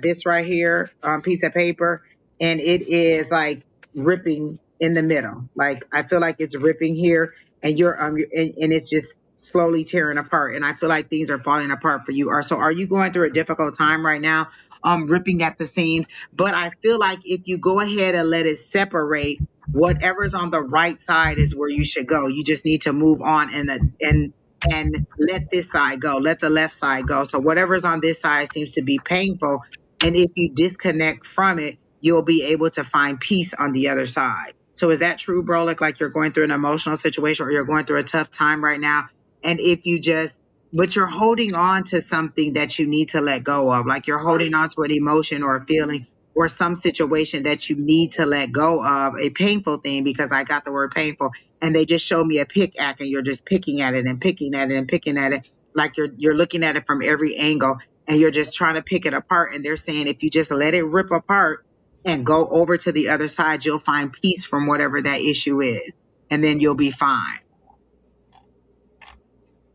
And then and if so, and if you once you find that peace on the other side, you'll be able to move forward in a more steady way. Like I feel like you keep stumbling, because you keep stumbling over the memory, or you keep stumbling over whatever the issue is, and you keep you keep scuffing yourself up. You keep hurting yourself because you won't let go of whatever the issue is. So if I feel like, and they don't show it to me as a tower moment, they're just trying to separate you from that situation so that you can move over. Not necessarily in making a decision, just letting go of something from the past. Like you keep mulling over and over and over and over is how they're showing it to me. And if this isn't your energy, then let me know, and don't claim something that isn't yours. But that's how they keep showing it to me, is that you're mulling over something over and over and over again from the past, Like maybe there was like, and this isn't what they're showing it to me. Like maybe there's a car accident and you're like, oh, okay, well, maybe I should have did this, or maybe I should have turned there, or maybe I should have done that. And you're over analyzing it over and over and over again. And because you won't let that go, you can't focus on what's coming up in your life, because there are good things that are coming up, but you can't see them because you're so focused on what's going on in the past. So can you, like, does that make sense? Am I resonating with you, or does that sound like something that is going on in your life where you're holding on to something in the past and you keep just going over and over and over and over, and if you just let it go and move forward, you can see what's coming ahead of you, because there are great things, but because you're not looking ahead, you're going to miss out on them. Like, you're going to let the things that are for you die out. Like it's kind of like a bud coming up, but because you're not paying attention to it, it just gets scorched, or it dries out because you don't water it, or because you're not paying attention to it. And if you focus more on the present and the future, then you would be able to move forward versus what's going on in the past. So that's kind of the vision that I'm getting for you. Like, you're holding on to something that you need to let go of. And if you let that thing go, then you can move forward. And was there a relationship? Because I keep hearing the girl wasn't meant for you. So was there a relationship that you let go of, and you need to, you did go through that recently? Yes. Okay. And was it a relationship? Was it a lady or a person that you needed to let go of? Because I heard she just wasn't right for you. That's what I keep hearing. It's like the girl, and the way that I specifically heard it was the girl just wasn't right for you. Right. So it's not that you did anything wrong or she did anything wrong, and you just don't seem to be compatible in that situation. And if you move forward, then you'll find somebody you're more compatible with. I don't see that happening in the next 6 months or so, but I do see, like, you moving on past that and then allowing yourself the time to heal to find somebody new. Is that true? Was it a relationship, or was it a lady?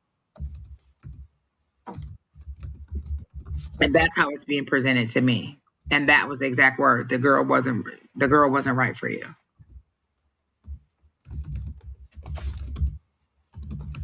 And that's what I got for Brolic down. Super.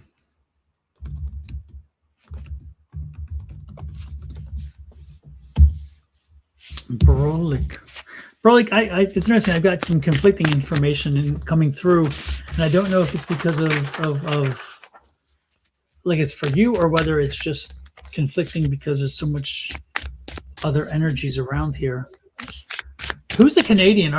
Is there a Canadian in the room? Because I'm picking up a Canadian here, and I'm picking up a father who was on the other side. Brolic, are you Canadian? And is your father on the other side?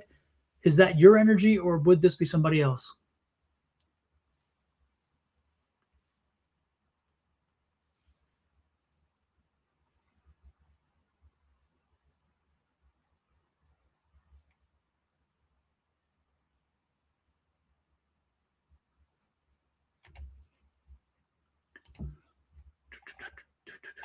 Yes, I did move on past it. Yes. No, that was the relationship I was asking about. That was his last comment, was about the relationship. I asked, was it a girl, and was that the issue? Okay. If this isn't Brolic, is there someone else in here that my father's on the other side, and I do have some family over there in Canada? Okay. I'm not sure then because I feel like this is somebody who's in Canada. But let's go a little further with this. Okay. So the person they're showing me was a shorter man. And again, I'm 6'1", and so for me, 5'10", less than 5'10" or less would be shorter. So I clarify that because sometimes people think tall. It's a variation. Okay. Again, he was somewhere 5'10" or shorter, and not short, but again 5'10" or I'm guessing 5'8", 5'10". Is what I'm getting from the image I'm being perceived. He was a stocky build but strong. He wasn't heavy. He wasn't like obese, but he was big. He was a big build. So he's like, we used to call him big boned. That's how we used to joke about it, because it was like a guy who was solid as can be, but he was chunky but not fat. He was just big because he was like strong as an ox, And that's the way to always say it, like big boned and strong as an ox. That's the energy I got. Also, he was somebody. This is something I say often, is working with his hands. He was somebody who worked with his hands. and he put a hard day's work for a hard day's pay. And he may even have said it that way because that's the way it was just given to me: hard day's work for a hard day's pay. Does again, Broly, does this resonate with you? Does this energy resonate with you, or is this somebody else's? And if this is somebody else's out there, again, I'm picking up a Canadian connection, and this is a father who is on the other side. He said his dad is on the other side, and he does have family over there. There was supposed to be a family reunion, but he's not sure if he's going. Okay. Okay. But do the other things fit in, Brolik, or does not? Again, is that not? That sounds like my grandfather. Okay. Okay. That would be a fair statement then.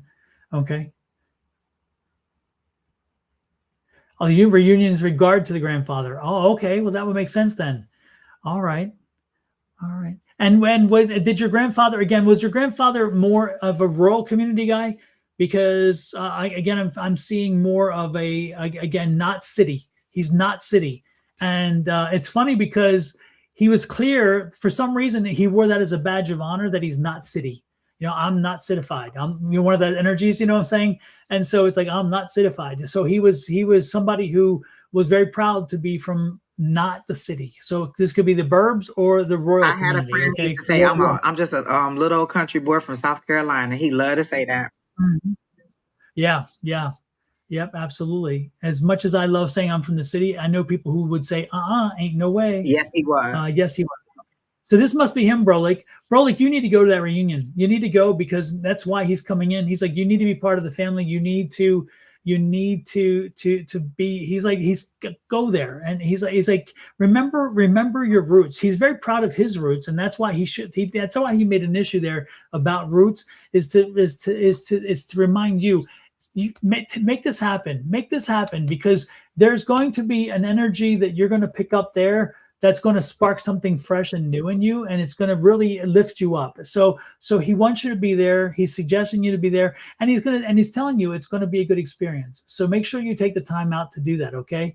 And that's from him and not from me. I'm delivering the message, but I didn't create the message. The message is being filtered through. So that's interesting. I didn't expect that kind of mediumship, but that was wild. That was great. Thank you, Broly, for that. And I'm going to ask him to step back, and I'm going to find out what else I get for you. And it's interesting because I'm going to go to the cards, which I'm not really always doing anymore because I get the energy hit. But right now I've got so much of a mediumship energy that my psychic energy sense is kind of a mess right now. So I'm going to turn to the cards to kind of focus me.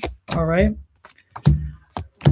And again, you have choices. You have choices. You can choose not to go, but I'm telling you, go. This is a 5 of Cups. Otherwise, you're going to regret it. You're going to look and say, "What did I miss? Why did I miss this? I was so busy focused on why I shouldn't go that I didn't go and I didn't gain." So please do that and look at the experience. Once you do, I told you, you're going to feel this uplifting. You're going to feel this. There's going to bring an energy to you, and this is the confirmation of that energy. And you're going to have a damn good time. Look at the 3 of Cups. Celebration. You're going to have a good time.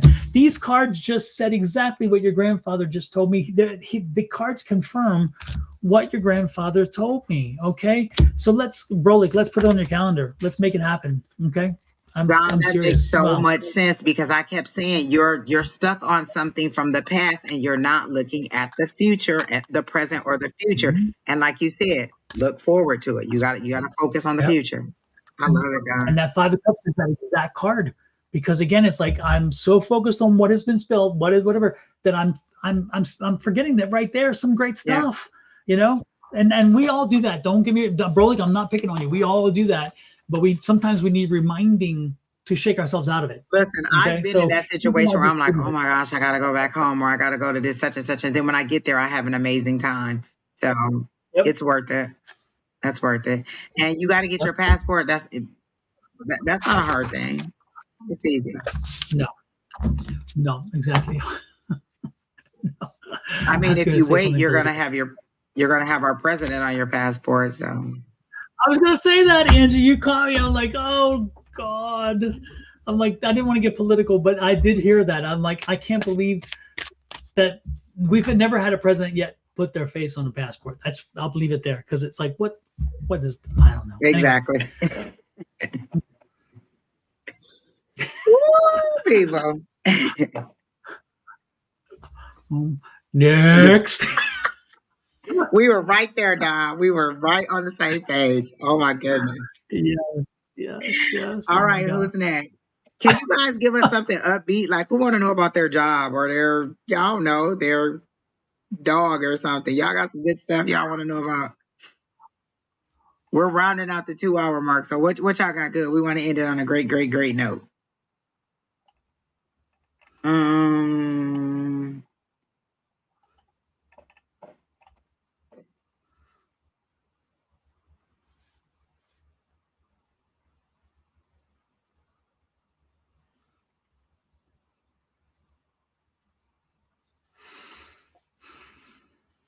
I'm not really drawn to anybody. Let's see. Isabel 8193. Are you still here? Is that Isabel?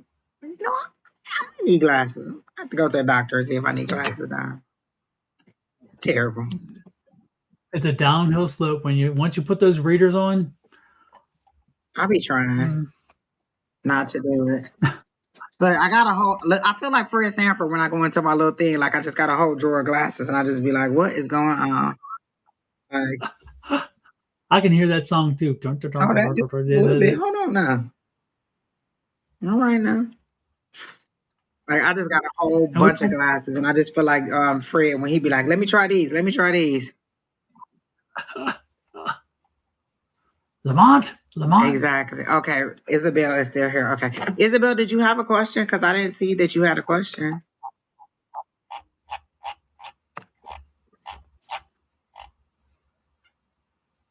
And Harley, did that person come through that you were telling me about? I didn't see them on the list. I couldn't remember their name, so I probably did and didn't remember who it was. Harley, I keep saying the up arrow blues. What does that mean? Because I am oblivious. I know I shouldn't, but I am.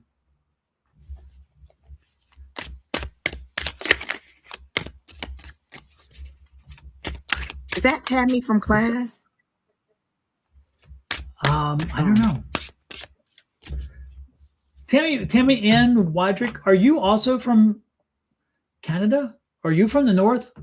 Are you north too? Because as soon as you popped in, I'm like, what? As soon as Angie said that, I'm like, boom. I was like, where are you, Tammy? Where are you from? And where are you? She's going to put in there Nunya damn business. No. Like, I know we've read for Tammy before and her energy feels very, very familiar, but I don't know. It's something odd tonight. Isabel says school/career. Okay. Let me see.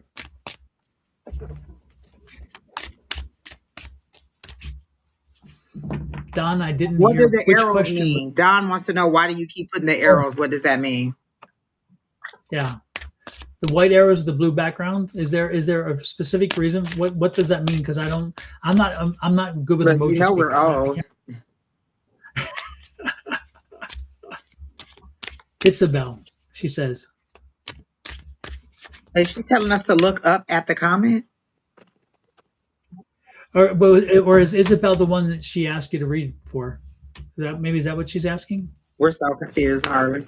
It might be faster for you to just text us.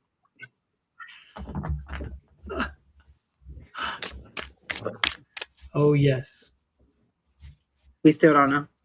Oh yes, as in oh yes, that means the blue arrows mean for us to look up at the previous comment. Yeah, Harley, I used to work at NSA and we dealt with cryptography, but this is cryptography at a whole different level. We're gonna hire you to do cryptography. The person or the comment. Oh, okay. It'd be so far away that by the time we get to it, the comment be gone. Okay. Yeah. Okay. Yes, she is. I don't even know what that means. What? Everybody's having a conversation that we are not in, Don. Wait a minute, Isabel, are you telling us yes, Tammy is from Canada? Is that what you're telling us? We are so confused.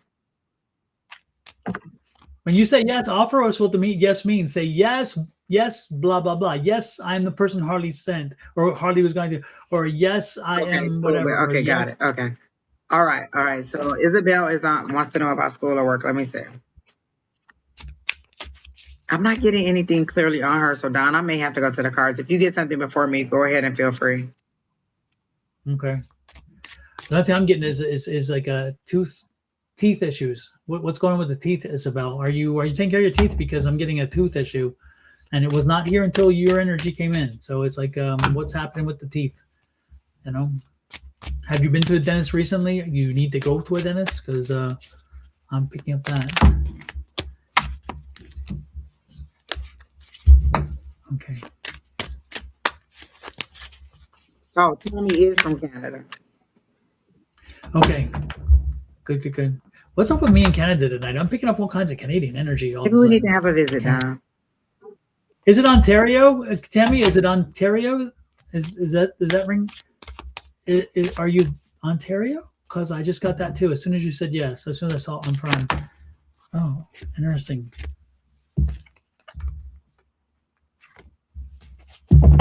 Thank you. Tammy, are you seeing a doctor next week? Are you seeing a doctor or a lawyer or architect or some kind of professional? Are you getting some advice next week? I'm being told if you have an appointment to get advice from somebody, again, doctor, lawyer, whatever. And I know I'm reading for Isabel, but sorry, I'm off on. Hold on, It's Isabel. here. These questions are for Tammy. We'll come back to you in just a second. Just hold on for a second. Yeah. I'm sorry. Yeah. Tammy, I'm picking up the next week. There's going to be again advice. Somebody give advice or counseling. Again, doctor, lawyer, attorney, accountant, CPA, something. And I'm told don't miss that appointment. Don't miss that appointment. And yeah. And you said you're here from Canada. Are you Ontario? Because I'm picking up Ontario. But again, most important is that do you have an appointment next week? And if so, please make sure you make that appointment. Don't blow it off and don't miss it. And I get the energy like something's going to try to pull you off, but don't do it. You look at Angie, look at my face. Don't do it. Look at my. You need to make that appointment. You need to be at that appointment. And if you've been putting something off, if you've been delaying making a decision about something or getting something taken care of, make sure you get that. And again, this is not for you, Isabel. This is for Tammy. Okay, let me be clear about that. So Tammy, make sure that if you've been putting something off, make the appointment for next week. I'm being told next week is important. Make sure that whatever it is, you get the appointment and get it done. Okay, next week. So let's go back to Isabel now. That's just I got this really strong thing there. So Isabel, back to you.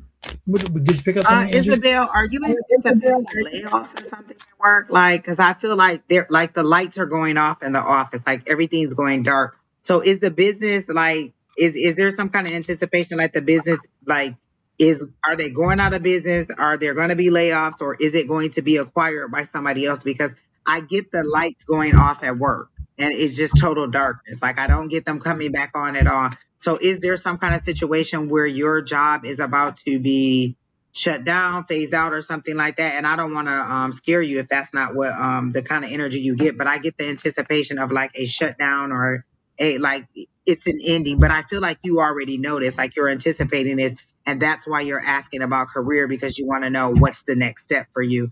Like where will you go next? But I feel like you'll be absorbed into something else. Like they show me you just immediately being absorbed into something else, really quickly. So if your office does shut down or if you are let go, you'll be quickly absorbed into something else. Like before the ink even dries on that situation, you're just sucked right out into something else, and it'll be different, it'll be new, it'll be scary, but it'll ultimately be something that you never thought that you were going to do, or that you were ever going to that you would ever thought you were going to do, but you would actually be happy in whatever it is that they're giving to you. And this again is for Isabel. So I feel like there's going to be a turn in your life. Like they show me like this card and then it turns like this or it turns like that.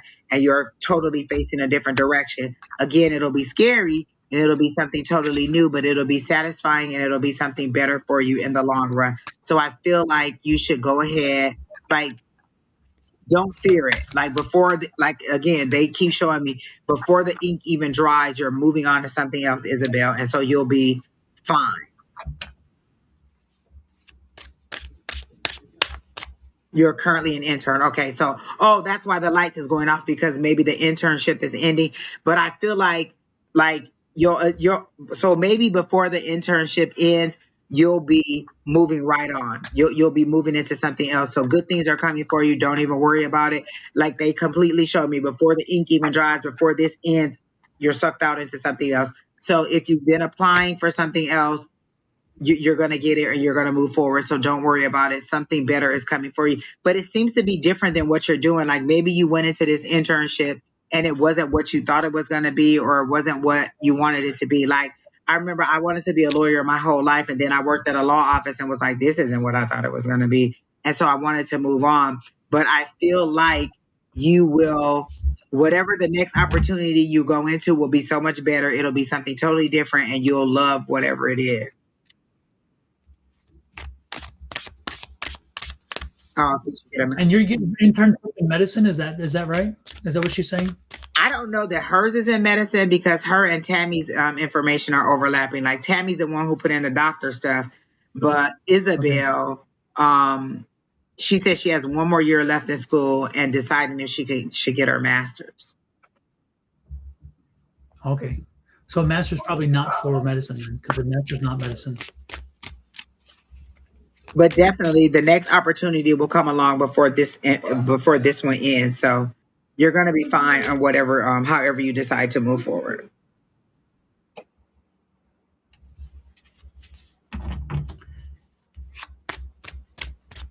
And it's going to be a drastic change and you'll love the change. Like you're definitely going to love whatever the new thing is you do.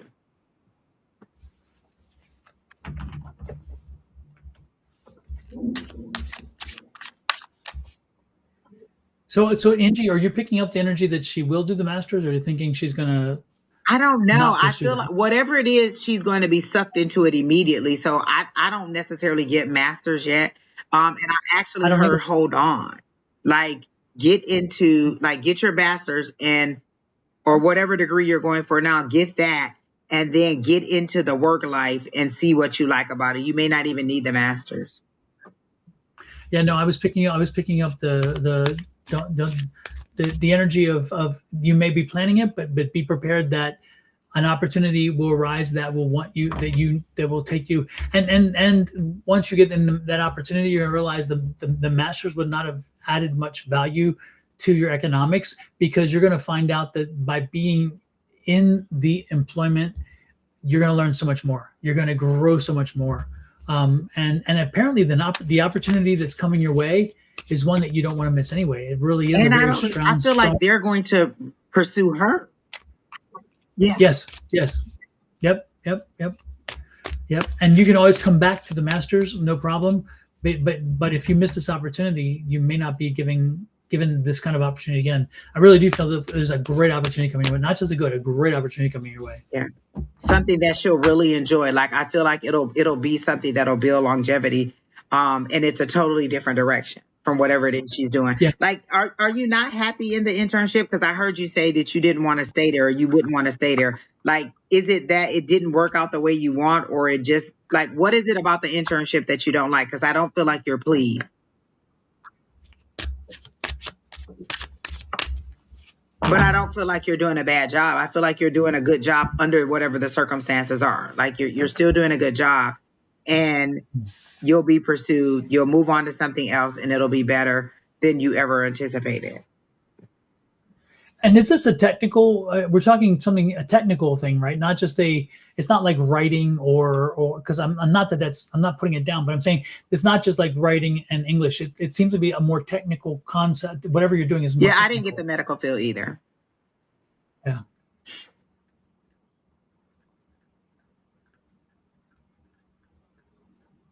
So she said is what she's doing now is very repetitive.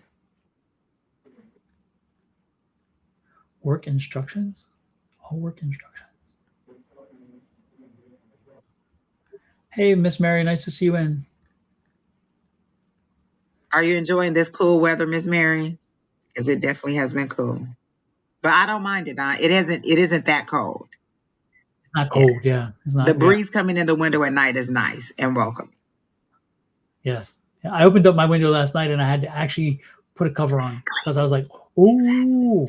First of all, I came home and Brandon had the air on 71. I thought I was walking into the Arctic vortex. Like, what is the problem?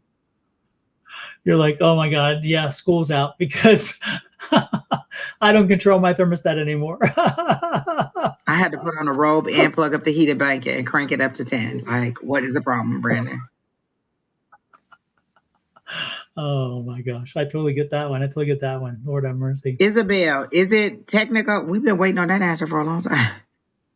Uh, Kelly said it, or Kayla said it's 20 degrees in Newfoundland. Holy crap! You can keep that. Lord have mercy. Yeah, I'm All not my into the people 20 in degrees. Michigan said they still have their heat on. Like, and No, they're no, getting no. alerts for frost advisories. I was like, oh, what? And you tell them that's why I'm not in Michigan anymore. Exactly. Wouldn't even do it. No. And you know what? When we were in Exactly. Florida, it was like immediately when the sun went down, it was like just the breeze was just heavy. Because we were Yeah. on the beach at the restaurant we ate at, it was right on the Mhm. beach. And as soon as the sun went down, that breeze just burst right in. Especially with all that liquid in the air, because when liquid's cooler and it lands on you, you feel it Yeah. more. But I did Yeah. enjoy them taking me for a ride through town. Like we went down into actual St. Pete area. Uh-huh. Bonnie knew exactly where we were going in a restaurant and everything. We went over that bridge and everything. So she knew exactly where. She said it's rewriting instructions for mechanics. Super not fun. Oh yeah, no, I'm like, yeah, no, don't. That's I said you don't want writing. Whatever coming up is definitely not writing because it's that. No, no, that's not for you. No, Yeah, don't do that. no. I feel like that's why I feel like it's a totally different thing. Whatever she's getting into is going to be totally different, and it's going to change her direction. Like if this is the way you're going, it's going to totally take you that way, and you're going to love whatever this new opportunity is. So go for it. What kind of job are you like? What is it that you're doing? What is your bachelor's going to be in that you're rewriting instructions for mechanic? What would that be now? I have no clue.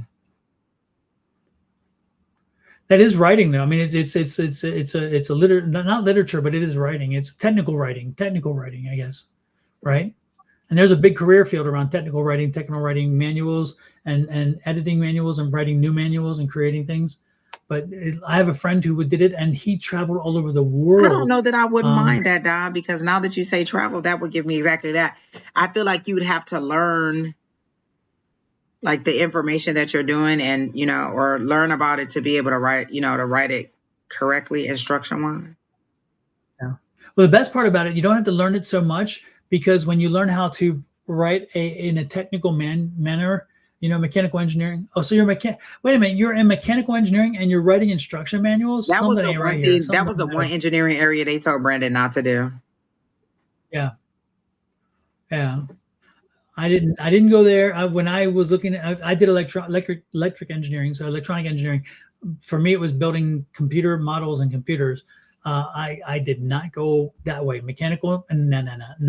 Yeah, that was the one thing they told Brandon not to do. Like when he said engineering, they was like, "Don't do mechanical. That's the bottom of the barrel." Yeah, no, that's no. That's Wait, is that what you're going to get your master's in? Oh. Good luck on that. I mean, if that's what you love, it's great. Don't get me wrong, but it's just like I'm telling you, no. I know a number of mechanical engineers who moved into civil engineering, which isn't that much better. To put it that way, I'm serious. It's not that much better. Civil engineering. I mean, really, if you're looking at as an engineer, you want to build programs and you want to build things, and you want to, and you're, yeah, it's a whole. I mean, when you put all that energy. Okay. Oh. Yeah. Oh, that makes sense because when I saw the lights go out on your current job, you got sucked into a black hole, and a black hole is very expansive. So there's a lot more opportunity out there, but you just don't know what you're getting into. And so you want a bigger opportunity. So that makes sense. So you're going to get a bigger opportunity. And I feel like it's going to be totally different than what you're doing now, and you're going to love it. Yes. It's going to take you in a different direction. It truly is. And so it's going to take you in a space where you're going to be liking where it's taking you. So go with the opportunity when it comes, because again, the opportunity is far more, you're going to see it far more beneficial long-term than the masters. I truly do get that. I'm excited for you, Isabel. I like your name too. Absolutely. Yeah. Keep us. And it's a wonderful thing though, Miss Angie, is that a female in the engineering field is still a very unique thing. It's not common as like, in law now, believe it or not, women in law school are coming equal to numbers wise the men Oh, entering law really? school. And think about it, when Ruth Bader Ginsburg went through law school, she was one of three. And when she wanted to get a job in law, they said no. No firm would hire her, and she had to work for a nonprofit to get experience. So we've changed a lot since then. And actually, to even sit for the bar was frowned upon in many states. So it depended on where you were. So engineering is one of the fields, still is one of those fields where women have yet not caught up. But women are strong in STEM programs, which is nice. Science, technology, math, and engineering. So they are catching up, but still a long way to go. So fight hard, Isabella, and thanks for stepping in and again, bring that woman energy, because it's there should be no walls. There should be no walls, no fences, no boundaries. We should all be doing things. But sometimes you have to see people in that role. And when little girls grow up and they see an astronaut as a girl, they can be an astronaut. They see themselves that. They see a woman as a president. They know, I can do that. They see a woman as a vice president. I can do The that. reason I wanted to be attorney is because Clara Huxtable on the Cosby Show, she was a lawyer, and I thought, oh my gosh, that is a fascinating. So seeing other people that do it, representation does matter. It does. It really does. And so know that you're standing on broad shoulders, but you have broad shoulders that you want to make sure people stand on for you. Be out there and be proud of any engineering field, and make sure that people know you exist. And that's important too. And that's not the psychic me. That's just me doing my flag waving, because I'm an activist. Always have been, always will be. Angie will tell you, if you see my Facebook page, it's I'm always I'm always talking about things, because one of my undergrads was political science, one was engineering, one was political science, and I can't help but be politically active. That's just who I am. I can't help. And I love when Don goes on his rants online. Like when he tells you he has 2 pages, you want to be on Sonora Mystic Tarot if you don't want the political rants, because I love them. I love every last one of them. And I warn people, I tell them when they get on my personal page, I say, you're welcome to be here. I love it you're here. But if you're coming only for that and you don't want to hear my personal opinions on politics, this isn't where you need to be. You need to be over there, because, Exactly. I'm going to tell you how I feel. It's how I feel. It's not how I want to tell you to feel. It's like, I'm just giving you my opinion, and that's it. And it's not buffered. I'm pretty direct about it. Well, Miss Angie, that's about it for the evening. We got how many hours? I'm looking for time. 2 hours and 18 minutes, or 16, somewhere around there. All right. Yeah. For some reason, my clock disappeared on my thing. I don't know what happened to it. Mine is up there right above your head. Yeah. Interesting. Mine disappeared. I think when my system did glitch. Oh, I see it now. It's right up in top now. Okay, there it is. It's centered now. They moved it. All right. Restream. Every time we log in, it's different. It is. Thanks for coming in, Miss Angie. I Enjoy the loved energies. it. Of course. That mediumship is strong. Don, I think every time we get in here, we get a good mediumship read. We get a good read. Absolutely. If you all missed your read, we're sorry. Come back Friday. Miss Bonnie will be on. Friday morning, Julie will be on with Scott, and then Friday evening, Bonnie will be on. And then Saturday, didn't Miss Susan say she was going to do Saturday? Because it's the first Saturday of the month. I think she mentioned something about that, because she missed last Saturday, so she was going to make it up this Saturday. Yeah. And then Sunday afternoon, Your Love Goddess is back on, so watch for her again. Your Love Goddess Friday night and Sunday morning. Your Love Goddess on YouTube, and I think on Facebook it's also Your Love Goddess. Yes, that is correct. Yes, and I'll see you Saturday now. Yep. Absolutely. Thank you. Appreciate that. Let's see. There's one more thing I was going to mention. I can't remember what it was, but it's not. Oh yes, Miss Angie, this reading that you did, it'll be that it's going to be a clip. It's going to be a clip. That has to be a clip. You. So folks, don't forget. Don't be surprised. You're going to see a sync pop up on YouTube or on Facebook, and it's going to be Angie's reading, and for that mediumship hit that she hit. And so show her the love and watch it. And Miss Lori, if you're still in here, it'll be your clip. Yes, absolutely. Yep. So you can show it to the rest of the cousins. And you know what? Exactly. I want to see the tattoo, because she shows it to me clearly how she she is how she sees them getting the tattoo. So I want to see if they're going to get it the way that she says. Yeah, super. Well, there you go. All right, everybody, have a great evening. We're out of here. And since we came in without any music or fanfare, we're going out with some music because Angie was like me wanting to hear our song. And this is our song. So as we get out of here, I'm going to play our song. Let me put on the music, get it queued up. Here we go. Again, thanks everybody for coming in.